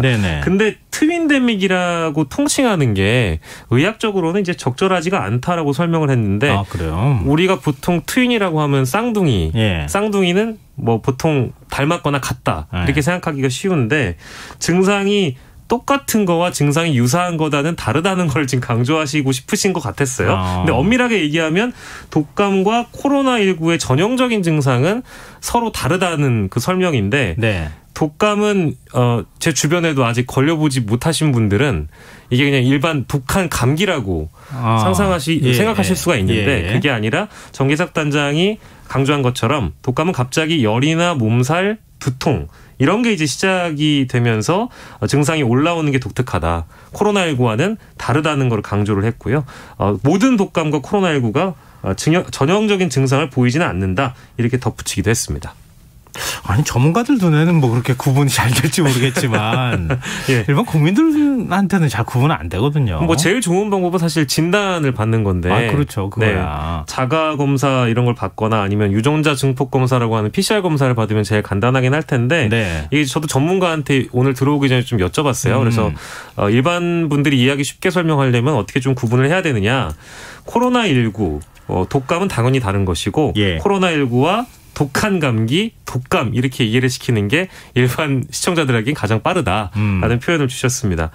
이제 독감은 아까 이제 말씀드린 대로 일반 감기와는 다른 열과 몸살, 두통들로 먼저 시작한다는 증상이 있다는 점을 먼저 이제 인지를 하셨다면 코로나19와는 조금 다른 전형적인 증상을 갖고 있다라는 점. 하지만 우리가 이런 얘기를 한다고 해서 코로나19가 아니지 않을까? 내지는 그런 생각으로 접근을 하시면 안 된다고 하니까요. 예, 그렇죠, 네. 그렇죠. 네네네네. 왜냐하면 뭐 독감인 것 같은데 이렇게 생각하지 마시고 일단 코로나19를 먼저 의심하셔야 되는 상황이다. 예. 근데 지금 일반 독감 백신의 경우에는 무료 접종을 하죠. 네, 그렇습니다. 그러니까 물론 전 국민 무료 접종은 아닌 것으로 알고 있지만, 접종을 항상 대비를 하고 있기 때문에 접종 역량도 정기석 단장이 강조를 했고 코로나19, 독감 모두 이제 백신으로 예방을 할 수 있기 때문에 백신 접종은 늘 강조를 하고 있고요. 실제 이제 독감을 두려워하실 필요도 없다. 코로나19와 마찬가지로 두려워하실 필요 없는 이유가 우리나라 의료 수준이 최고이고요. 독감에 특히 대응할 역량이 충분하니까 지나치게 걱정은 하지 않으시는 게 좋겠다고 다시 한번 강조했습니다. 사과 백신은 6개월에서 13세 그리고 65세 이상의 경우에는 무료 접종을 하실 수 있으니까 백신 접종을 만약에 하는 연령대가 되면 독감 백신하고 코로나 백신하고 같이 맞으셔도 좋을 것 같고요. 뭐 제 경험담이지만 전 양쪽 팔에 하나씩 맞았었습니다. 아, 그러셨어요? 잘 무사히 잘 넘겼거든요. 지금까지 안 걸리고 잘 지내고 있는 중입니다. 아직까지는 앞으로는 어떻게 될지 모르겠지만. 그래서 이제 한 번 독감을 알아보신 분들은 백신을 챙겨 맞으시는데 아직까지 독감 경험이 없는 분들은 독감 백신을 굳이 맞으시지 않는 분들도 덜어 있더라고요. 네, 맞아요. 그러니까 같이 한꺼번에 맞으셔도 상관없으니까. 한번 고려해 보시면 좋겠습니다. 자, 다음 뉴스로 넘어가 보겠습니다. 교육부가 지난해 서울대 교원을 대상으로 진행한 종합감사 결과가 나왔는데 도덕적 해이가 심각하다 이런 얘기가 나오네요. 네, 말씀대로 지금 교육부가 지난달 4일에 서울대 종합감사 결과를 확정한 뒤에 경찰청에 관련 비위 4건에 대해서 고발 또는 수사 의뢰를 한 것으로 파악이 됐는데 보도들을 종합해보면 모 교수, A 교수라고 칭하겠습니다. A 교수가 연구비 부당 집행건으로 중징계 요구를 받은 한편 또 사기 등의 혐의로 경찰에 고발이 됐습니다. 교육부의 감사 자료를 보면은요, 해당 교수의 어떤 이런 행위들을 보면 좀 야심한 시각에 많이 분노가 치밀어 오르실 수도 있는데요.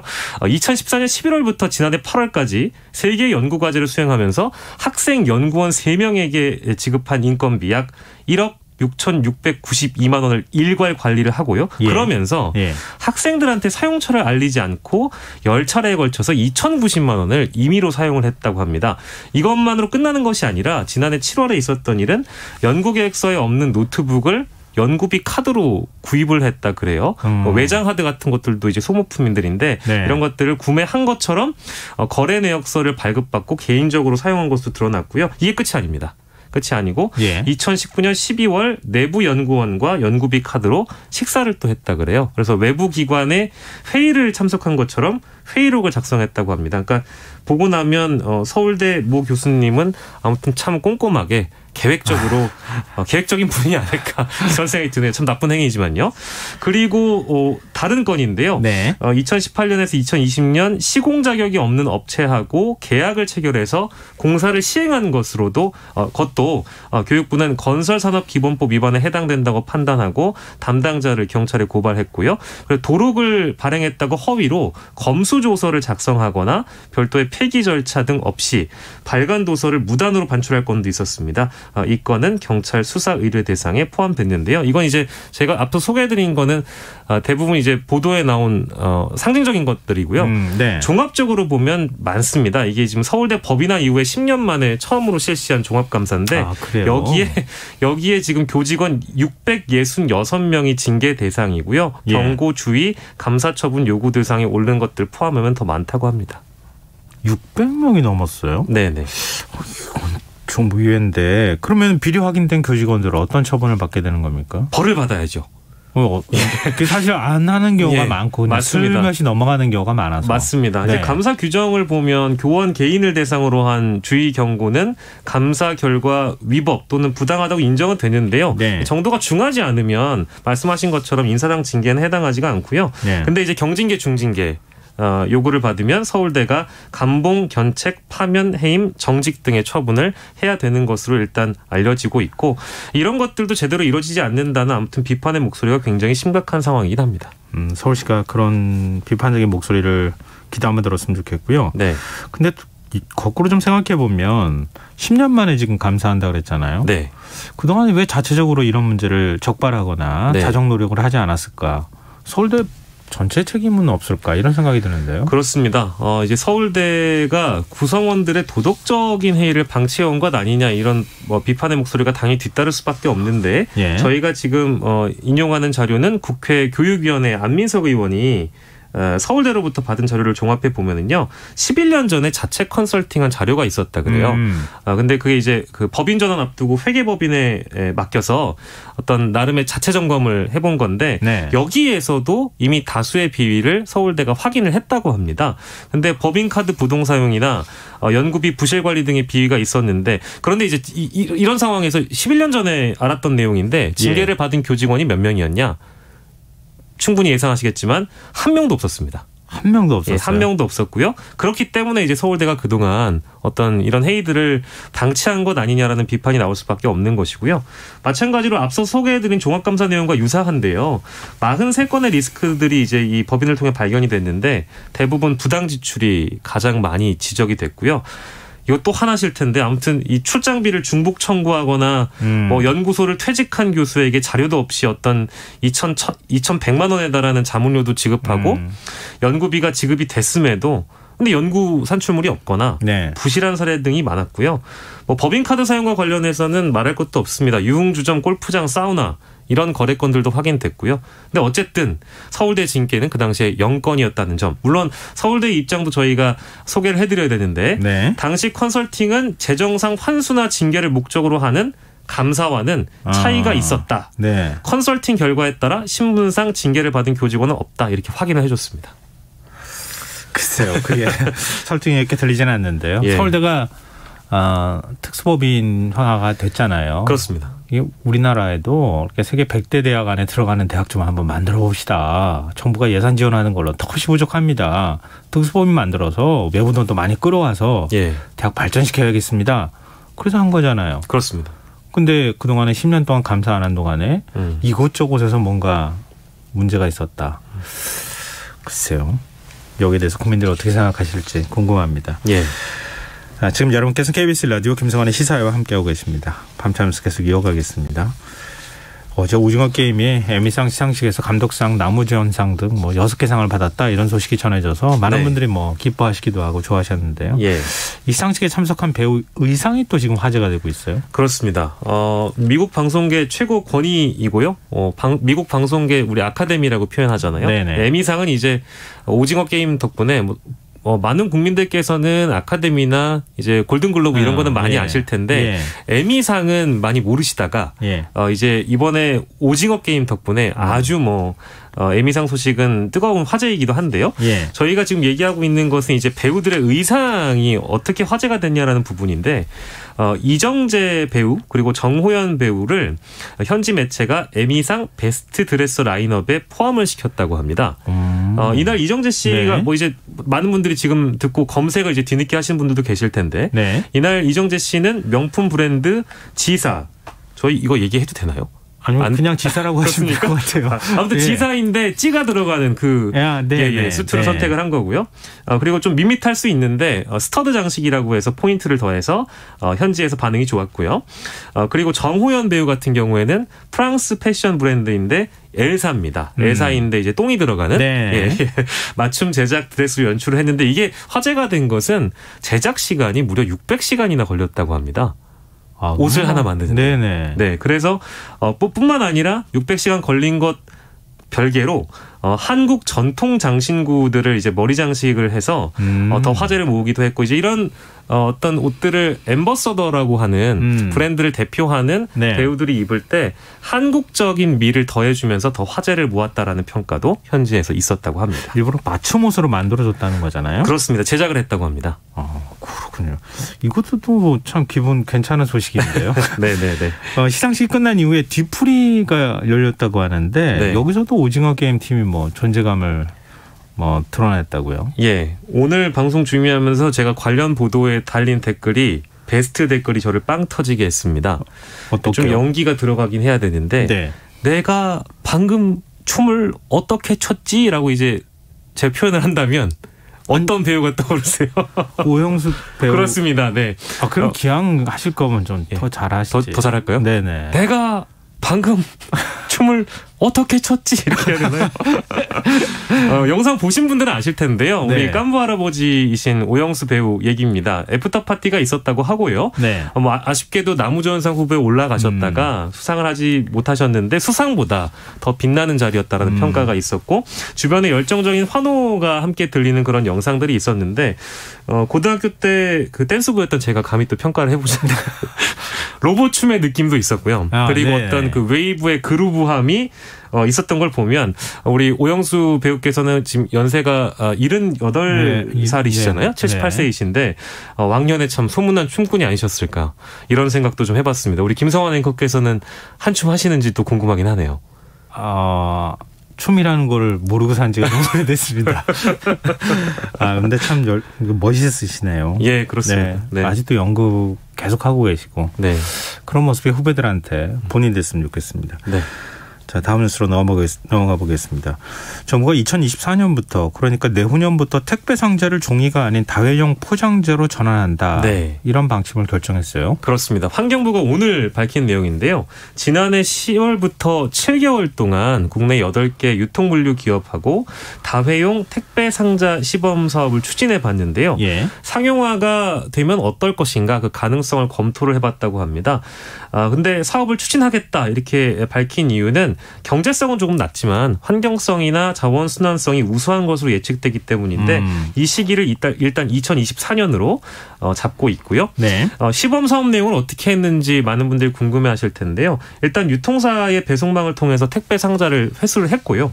물류 기업이 택배 상자를 세척해서 공급하는 방식으로 진행이 됐고 아까 말씀드린 대로 환경부가 한국 폐기물 협회를 통해서 네. 그 기간 동안 택배 배송의 횟수 그리고 실증을 거쳐서 경제성이나 환경성, 자원 순환성을 검토를 해봤는데 경제성은 조금 낮은데 환경성하고 자원 순환성이 우수하다 이런 예측이 있었습니다. 실제로 온실가스 배출량이 일회용 택배 상자보다 일회 평균 74.49%가 줄었다고 하고요.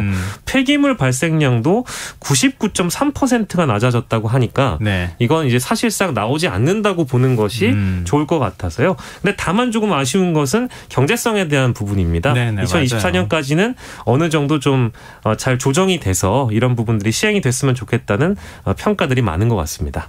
집에서 쓰레기 이렇게 분리수거 하시죠? 예, 합니다. 분리수거 하는 양이 많죠. 아무래도 너무 많아서요. 이제 네. 분리수거는 보통 이제 집에선 제가 담당하는 편인데 힘들죠. 하루에 스티로폼 박스 몇 개, 예. 종이 상자 몇 개, 이거 계속 왔다 갔다 하면서 버리고 이렇게 네. 하는데 예. 좀 환경을 위해서라도 그런 쓰레기는 좀 내지 않았으면 좋겠다. 네. 준비를 좀 철저했으면 좋겠다는 생각이 드네요. 네, 환경을 위한 거라고 하면 당연히 가야 할 길이라고 생각한다는 여론이 많았던 것 같고요. 잘 네. 준비해서 시행에 맞아요. 옮겨졌으면 좋겠습니다. 네. 그리고 DMZ 평화의 길이 시민들에게 70년 만에 개방을 했다고요? 네, 걷기를 좋아하시는 분들한테는 당연히 이제 희소식일 텐데요. 예.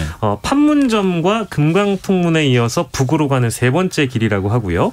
1953년 분단 이후에 문을 닫았던 31번 국도 비무장지대를 관광자원으로 탈바꿈한 DMZ 평화의 길 테마 노선이 열렸다고 하는데 네. 이 길의 경우에는 70년 만에 개방을 하는 거라서 아까 말씀드린 대로 걷기 좋아하시는 분들 워낙에 많잖아요. 이런 소식들은 굉장히 큰 희소식이 될 수 있을 것 같습니다.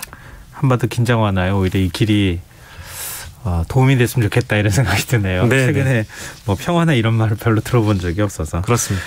네, 오늘 밤참수 여기서 마무리해야 되겠습니다. 내일 밤참수가 오히려 더 기다려지는 것 같아서 네. 예, 내일은 어떤 소식 전해주실지 궁금하네요. 지금까지 박영식 뉴스캐스터와 함께했습니다. 고맙습니다. 고맙습니다.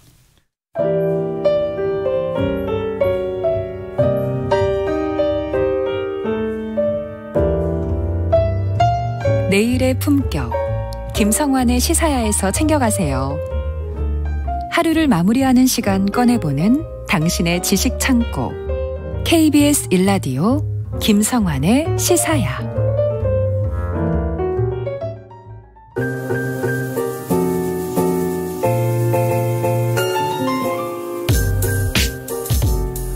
미술 작품의 예술적 가치부터 경제적 가치까지 흥미로운 미술 세계로 안내해드리겠습니다. 미술 랭 가이드 오픈 갤러리 홍지혜 디렉터 오늘 역시 함께하겠습니다. 안녕하세요. 네, 안녕하세요. 네. 우리 추석 명절 이후에 처음 보는 거잖아요. 네, 맞습니다. 어떻게 지내셨어요? 추석 때? 네, 저도 본가에 다녀왔고요. 네. 이번에 많이들 이렇게 모이셨던 것 같아요. 아, 뭐 길이 뭐 어마어마하게 막혔다고 네. 그렇게 얘기를 하더라고요. 네. 막히지는 않으셨어요? 아유, 엄청 막혔죠. 네. 아, 고생해도 기분은 좋죠. 네, 그렇습니다. 네. 네, 오늘 어떤 주제를 갖고 오셨을지 추석 직후에 항상 이렇게 시의성에 맞는 주제를 갖고 오시는데. 네. 아, 근데요, 제가 네. 시의성에 맞는데 좀 한 발 늦었어요. 왜요? 이거를 한 주 좀 먼저 시작했어야 된다라고 생각을 했는데 네. 명절에 유독 실물 지폐가 많이 오가잖아요. 그러니까 조카들 그렇죠. 만나면 용돈도 주고요. 새 지폐 네, 바꾸시는 신권으로 분들 바꿔서 있잖아요. 가기도 네. 하고. 근데 이 지폐를 무언의 외교관이라고 하듯이 각 국가의 지폐에는 상징물도 많고 재밌는 이야기도 많거든요. 맞아요. 그러니까 이거를 미리 말씀드렸다면 명절 때 좀 가볍게 나눌 이야기가 좀 더 풍부해졌을 텐데 좀 아쉽다 하는 생각이 들었어요. 그래서 저는 이게 좀 명절은 지나기는 했지만 저는 아이스 브레이킹 할 때 누군가를 만났을 때 친숙한 사물로 하는 게 좋다고 생각을 하는데요. 그런 면에서 이 지폐만한 것도 없다는 생각이 들거든요. 그래서 명절은 지났지만 스몰 토크가 필요하실 때 네. 사용하실 수 있을 것 같아서 준비를 해봤고요. 알아두면 쓸모있는 지폐에 담긴 예술. 그 이야기에 대해서 오늘 한번 말씀 나눠보겠습니다. 또 우리나라 지폐는 대략 뭐 알지만 네. 외국의 지폐에 어떤 사람이 들어가 있는지 네. 이건 사실 유심히 잘 안 보게 되는 것 같아요. 네. 돈의 액수가 중요하지. 그렇죠. 사실 근데요. 우리나라 지폐에도요. 인물만 기억이 나시지 각 지폐에 어떤 그림 있는지 기억나세요? 아니 잘 기억 안 나요. 사실은. 그쵸. 인물만 기억나지. 그렇죠. 진짜로. 인물 혹은 색깔만 기억나죠. 예, 네. 맞아요. 그래서 돈 쓰는데 많이들 급급해서. 그렇죠. 많이들 그러실 거예요. 네. 그래서 대부분 지폐에 인물이 다 들어가다 보니 인물이 아무래도 눈에 더 먼저 띄고 뭐 세종대왕, 신사임당 하면 네. 몇만 원권 딱 네. 이렇게 각인이 되는데 사실 그러니까 화폐에는 거의 다 인물이 들어가기는 해요. 근데 그 이유 중에 하나가 네. 공동체의 결속력을 강화하기 위한 것도 있는데 이제 일종의 위인이나 그 국가에서 중요한 사람들이 들어가니까 네. 근데 위조하기가 힘들어서 들어간다는 이야기도 있거든요. 인물이 들어가면 위조하기가 어렵습니까? 사실상 위조 자체가 어렵다기보다는 네. 위조를 잘못했을 때 이상한 점 눈치채기가 인물에서 더 쉬운 거예요. 진행자님 어릴 때 미술 시간에 그림 그려봤을 때요. 예. 정물화나 풍경화보다 인물화는 아마 유난히 어렵게 느껴졌을 거예요. 산은 이렇게 대충 그려도 이게 산이구나 하는데 인물은 딱 그려도 뭔가 어딘가 어색한데 싶거나 인물은 얼굴이 다 평평해요. 그렇죠. 예, 눈하고 코 이렇게 입 이렇게 그려도 다 네. 평평하게 보여요. 그렇죠. 예. 그래서 유난히 잘 그렸다 못 그렸다 닮았다 안 닮았다라는 거를 내가 그림은 잘 못 그려도 뭔가를 보고 좀 잘했네 못했네라는 게 쉽게 각인되는 것이 인물이거든요. 네네. 그렇기 때문에 뭔가 이제 위조를 잘못했을 때 이거 뭔가 이상한데 어색한데 금방 이렇게 눈에 띈다. 네, 직관적으로 눈에 띄기 때문에 인물을 넣고 있는데요. 예. 우리가 지금 다 알고 있는 뭐 1,000원권, 뭐 퇴계 이황부터 해서 율곡이 뭐 예. 이제 다 아시잖아요. 근데 이거 말고 다른 인물이 들어갔던 것도 혹시 기억나세요? 옛날에 이순신 지폐. 장군. 이순신 장군. 네. 예, 500원짜리. 원래 지폐에 있다가 지폐에 100원으로 있었죠. 갔죠. 예, 네네. 예. 그리고 학도 기억나고. 네네. 우리 옛날에 다보탑, 석가탑 뭐 얘기 나오면서. 네. 그 앞에 뭐 상이 사라졌다는 뭐 이런 얘기했던 게 기억이 나는데요. 예. 네. 예전에 근데 그 이승만 초대 대통령도 들어가 있었던 때가 있었어요. 전 그런 나이는 아니에요. 네. 그래서 잘 몰라요. 네. 그렇죠. 당연히 그 연세가 당연히 아니실 텐데 기억이 아니라 이제 알고 계신다거나 어디서 몰랐어요. 들어보신 적이 있다거나 그러실까 했는데 어쨌든 이제 그 1950년대부터 60년까지는 이승만 초대 대통령 얼굴이 있었다가 이제 그 제1공화국이 무너지면서 유통정지가 됐죠. 그러면서 1960년에 세종대왕이 처음 등장을 했고 70년에 이제 충무공 이순신이 100원으로 들어가면서 퇴계 이황의 1,000원, 5,000원의 율곡이 이렇게 등장하고 2009년에 5만 원권의 신사임당까지 등장하게 돼 있는데요. 보통 그러니까 뒷면에 보통 그림들이 들어가는데 이거 정확히 보신 적이 없으실 거예요. 그래서 그렇죠. 근데 누구나 갖고 있는 어떤 그러니까 사물이잖아요. 네. 그래서 어딜 가서든 좀 이렇게 지적인 척하기도 좋고.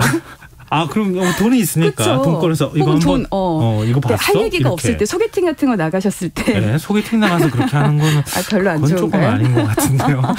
약간 술 먹는 자리에 여러 사람이 모이는 자리에서 잠깐 얘기할 때는 괜찮을 것 혹은 같아요. 조카들한테 용돈 줄 때 그렇죠, 이게 무슨 그렇죠. 이야기인지 아니? 하면서 예. 하면은 좋으실 것 같아서 제가 1,000원짜리부터 한번 이야기를 해볼게요. 제가 이제 그 진행자님도 보시라고 돈 갖고 나오셨네요. 돈을 네네. 한번 보면서 예. 이게 정말 우리한테 누구나 갖고 있는 이제 가지고 다니는 예술품이잖아요. 청취자분들께서도 지폐가 있으시면 한번 꺼내 보셔도 좋겠고요. 예. 1,000원권 앞에는 이제 퇴계 이황이 있죠. 여기에 있는 이 그 건물이 명륜단이고요. 성균관 유생들이 그를 익혔다고 하는. 그리고 그 위쪽으로 매화나무가 있습니다. 네네. 네, 그 생전에 가장 아꼈다는 매화나무고요. 뒤로 돌려보시면 풍경이 있는데 이게 사진은 아니잖아요. 예, 그림이죠. 그림. 예. 이 그림이요. 겸재정선이 이황의 생존 당시에 그 건물인 서당을 중심으로 주변 산수를 담은 조선시대의 진경산수화이고요. 예. 개상정거도라고 합니다. 여기에 대해서 좀 더 설명을 드리자면요. 이 그림이 실린 서화첩이 있어요. 그러니까 퇴우, 이선생, 진적첩. 퇴는 퇴계 이황이고요. 예. 우는 우암 송시열. 그러니까 둘 다 조선 성리학의 대가인데 그렇죠. 이 두 선생이 진적첩. 그러니까 참된 진의 자취 적을 모은 문서라는 뜻인데 어쨌든 이 두 사람의 글에 겸재정선 그림 4점을 더해서 하나로 묶은 화첩이 있는데요. 네. 이게 2012년에 그 당시 고미술 경매 최고가인 34억에 낙찰이 됐거든요. 네. 어쨌든 그 화첩에 들어가 있는 그림 중에 하나입니다. 이 개상정거도가 아까 그 이황이 생존 당시에 이용했던 건물인 서당이라고 했잖아요. 예. 이 위치가 궁금하신 분들도 있으실 텐데요. 사실 이게 논란이 좀 됐었어요. 1,000원권 지폐가 새로 발행이 되었을 때 한국은행은 이 그림 속 장소가 도산서원이라고 발표를 했는데 네. 그 이황이 은퇴 후에 거처했던 개상서당이 아니냐. 이제 개상 그 정거도이기도 하고 네. 그런 논란이 일자 개상서당이라고 수정했다가 한옥의 기와 지붕의 형태나 이제 이런 고증을 통해서 결국에는 도산서원이 맞다고 변경을 했습니다. 네. 어쨌든 이 두 서당 모두 안동에 있거든요. 예, 나중에 안동 가실 일이 있으시면은 1,000원 지폐 한 장 들고 아이들이랑 여행하시면서 그러네요. 여기에 있는 요게 도산서원이야 하면서 여행하셔도 좀 재밌는 여행이 되실 것 같고요. 다만 진경산수하기 때문에 실경과 완전히 똑같지는 않을 수는 있습니다. 그러네요. 이렇게 설명을 하시니까 뭔가 왠지 뿌듯해지는 느낌이 드는데요. 제가 지금 1,000원짜리 그렇죠. 들고 1,000원 한 있는데. 장으로도 재밌는 스토리가 막 나올 것 같죠. 근데 지금 이제 진경산수화라서 실경하고는 다르다 이렇게 말씀하셨는데 네. 진경산수화는 그러면 상상의 그림입니까? 상상이라기보다 그러니까 기본적으로는 존재하는 풍경을 바탕으로는 하는데 그거를 똑같이 옮겨내기보다는 일종의 그러니까 그 작가가 갖고 있는 느낌이나 그러니까 그 형상 자체만이 아니라 거기에 담긴 이치나 본질을 탐구해서 그 작가가 담아내는 독자적인 양식을 말하는데요. 예. 서양 미술사로 따지면 인상주의랑 비견할 수 있을 것 같아요. 인상주의요? 사진처럼 똑같이 그려내기보다는 거기에 작가의 독자적인 화풍이나 느낌을 담아내는 것처럼요. 약간 좀 이상향에 좀 가까운 그런 것도 좀 넣었을 것 같은데요. 네, 그랬을 수도 있겠죠. 특히 이게 이제 대부분 우리나라는요, 중국에서 영향을 받는데 오히려 중국에서는 그 이상향을 관념을 담아내는데 그 관념, 그러니까 상상 속에 있는 어떤 그러니까 그런 풍경을 담아내는 게 아니라 실제로 존재하는 곳에 찾아가서 그걸 그리는데 그걸 탐구해서 어떤 거는 삭제하고 어떤 거는 강조하고 이렇게 하면서 실제 존재하는 걸 그리되 작가의 독자성을 이제 넣어놓는 건데요. 아까 제가 말씀드렸던 건 그러면 관념산수화에 가까운 거네요. 그럼 중국 얘기를 제가 한 거네요. 네, 맞습니다. 그게 사실은 더 유명했고 우리나라가 대부분 중국에서 대부분 그 문화가 들어오잖아요. 네. 그래서 보통은 우리가 문화든 역사든 어떤 것이든 중국 영향을 많이 받았는데 겸재의 진경산수화는요. 우리나라에서 시작이 돼서 중국 화단에도 영향을 끼쳤다고 하고요. 네. 그래서 정말로 문화적 자긍심을 가져도 좋을 것 같아요. 실제로 이 진경산수화는 그 우리나라 이제 국보로도 이렇게 제정이 되어 있고요. 특히 겸재 작품은요 당시에 중국 궁정 화가들 작품의 10배 가격으로 팔렸다고 합니다. 그래요? 네. 그 정도로 해서 정말 자긍심을 가져도 될 것 같고 올해 봄에도요. 이건희 컬렉션 이야기가 많이 나왔었잖아요. 네. 그중에도 소장하고 있는 것 중에 최고의 소장품이다 해서 경제정선의 인왕제색도가 화제가 되었는데요. 네. 이 개상정거도랑은 다른 거죠. 근데 그 인왕제상조가 그 인왕제색도가 국보거든요. 그러니까 국보로 인정받은 미술작품이 몇 안 됩니다. 대부분 보물로 인정을 받고요. 네네. 국보는 이제 몇 안 되는데 그중에 하나가 인왕제색도인 거죠. 요 얘기 살짝 해보자면요. 인왕은 인왕산. 네. 그리고 제는 비겔제, 색빛. 빛색 이렇게 해서 제색이라고 하면 비가 그친 뒤에 맑은 즉 비가 그친 인왕산을 그린 그림인데요. 그 물에 젖은 듯한 바위나 피어오르는 물 안개 이런 것들이 잘 표현돼 있죠. 실제로 간송미술관의 최한수 연구실장은 인왕제색도는 겸제가 76세에 그러니까 진경산수화법이 최고조로 달했을 때 그린 그림으로 겸제화법이 추상화 단계로 더 접어들어 본질만 추출해서 그렸다라고 밝힌 바가 있습니다. 아, 그렇군요. 네. 네, 자, 그러면은 우리 1,000원짜리 얘기는 다 한 거죠? 네, 그렇습니다. 아, 그 다음에 지표는 어떤 겁니까? 5,000원이죠. 하나씩 올라가 볼까요? 예, 네. 예. 1972년에 발행된 거죠. 요 앞에는 율곡2가 있고요. 예. 여기에는 이제 오죽헌이랑 뒤에는 오죽. 이제 검은 네네. 대나무 이런 게 있는데요.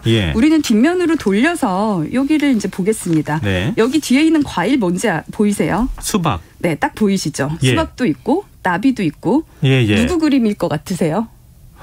이거는 약간 민화 같은 느낌이라서 누구 건지 잘 모르겠는데요. 율곡2랑 관련이 있는 분의 그림입니다. 아, 신사임당. 네, 신사임당 하면 초충도 이제 이런 거 대충 그러니까 그림을 딱 떠올리진 않더라도 신사임당이 그런 것 좀 그렸었지 하는 거는 어렴풋이 다 알고 계시잖아요. 율곡이의 어머니 그림입니다.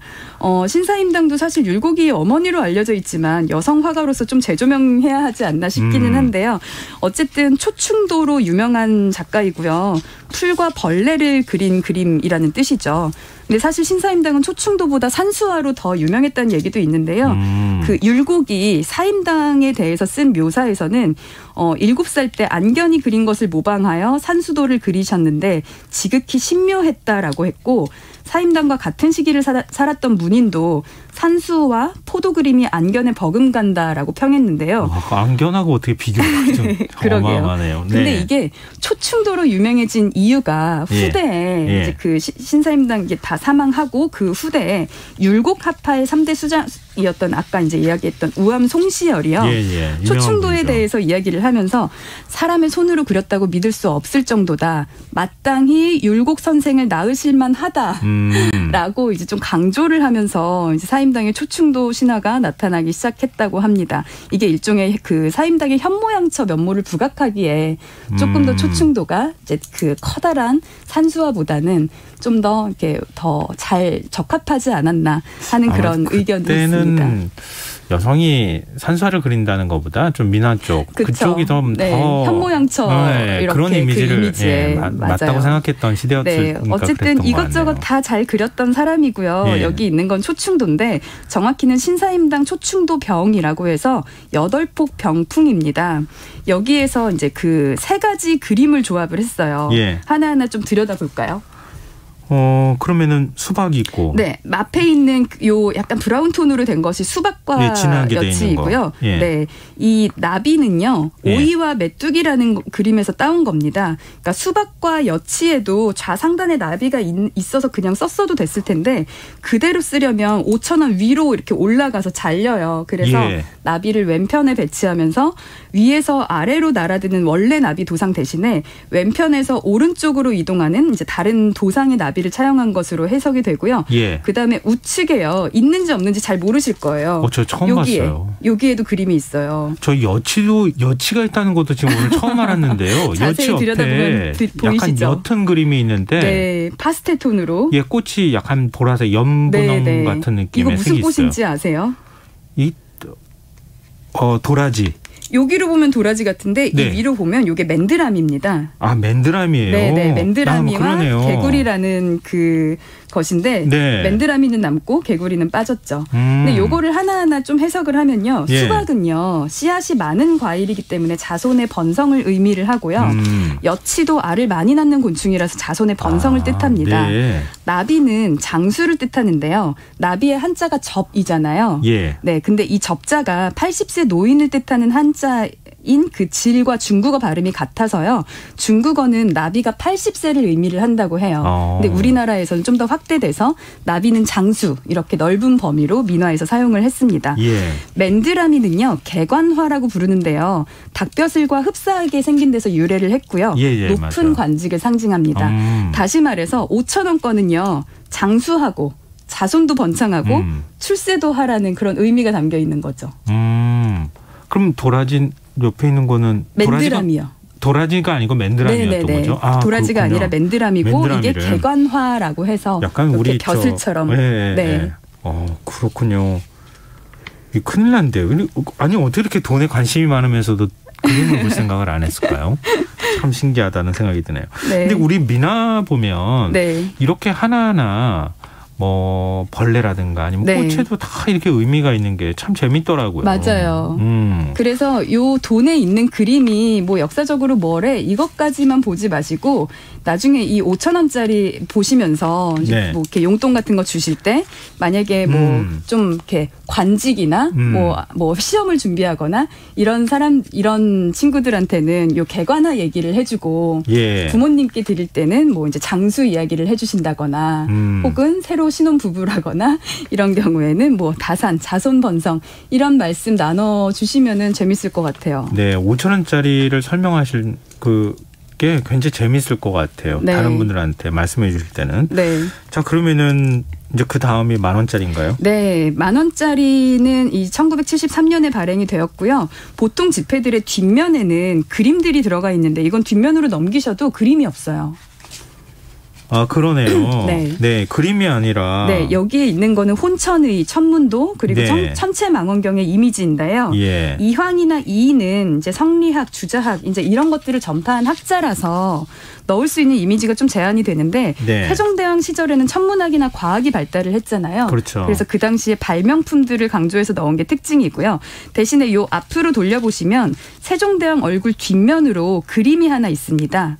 이거는 제가 알아요. 아세요? 예, 저 해도 있고 달도 네, 있고 네. 1월 5봉도. 오, 잘 아시네요. 어떻게 아시죠? 우리 저기 뭐랄까요? 왕이 집무실 가면 네. 그 뒤에 맞아요. 있는 그림이잖아요. 네, 정확히 잘 아시네요. 네. 실제로 조선시대를 배경으로 하는 드라마를 볼 때 궁궐 정전의 어좌, 즉 왕이 앉는 자리에 예. 뒤편에 늘 이게 있죠.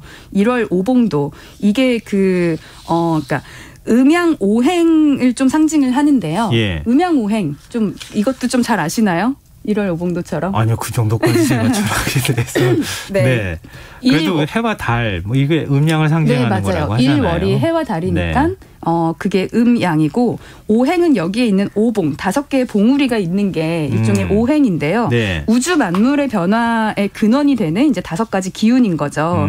그래서 이게 실제로 봉우리이기도 하지만 목화토금수, 그러니까 목성, 화성, 토성, 금성, 수성 이것들이 당시에 다 관찰할 수 있는 네. 행성들이었거든요. 네네. 그러니까 우리가 지금 알고 있는 뭐 천왕성이나 해왕성은 빠져 있죠. 예. 어쨌든 이런 5가지 행성도 마찬가지로 오행의 이름을 붙였는데요.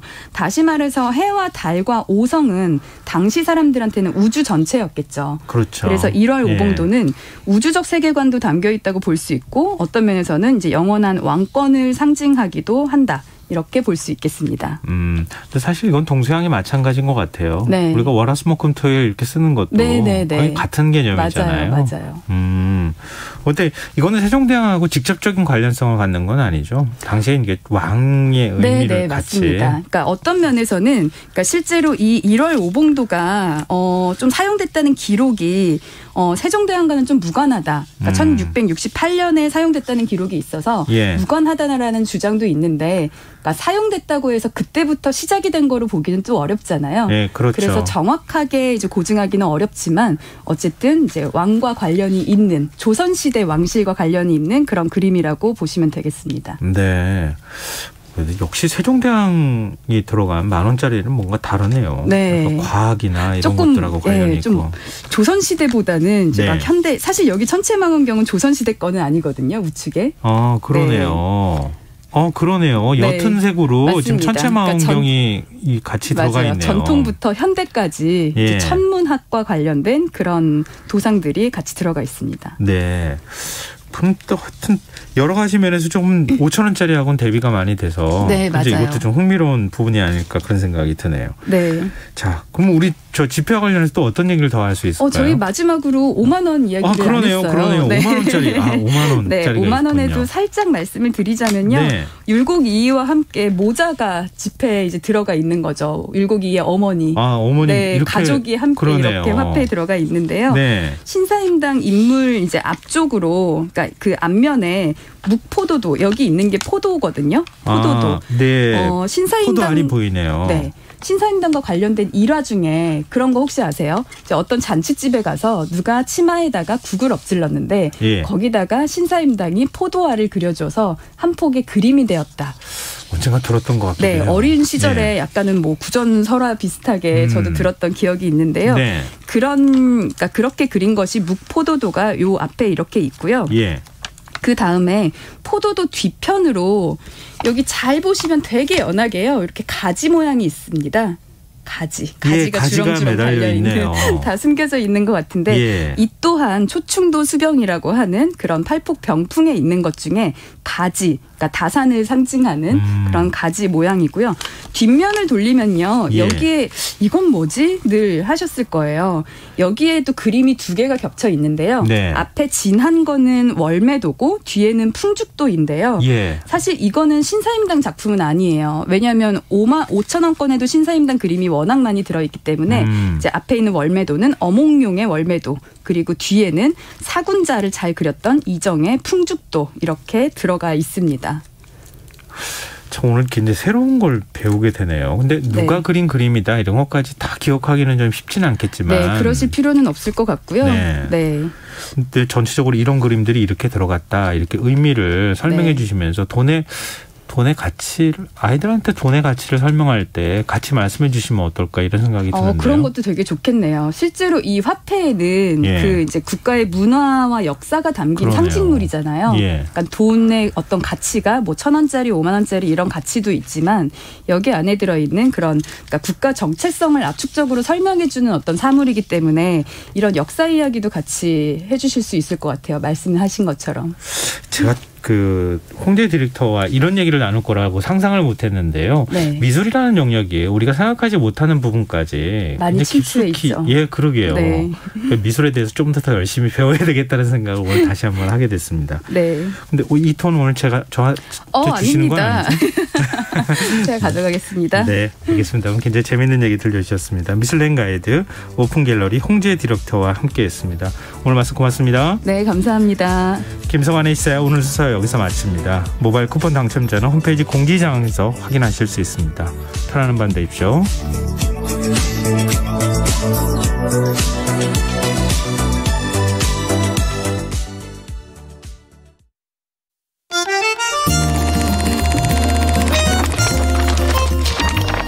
이다혜의 영화관, 정여울의 도서관.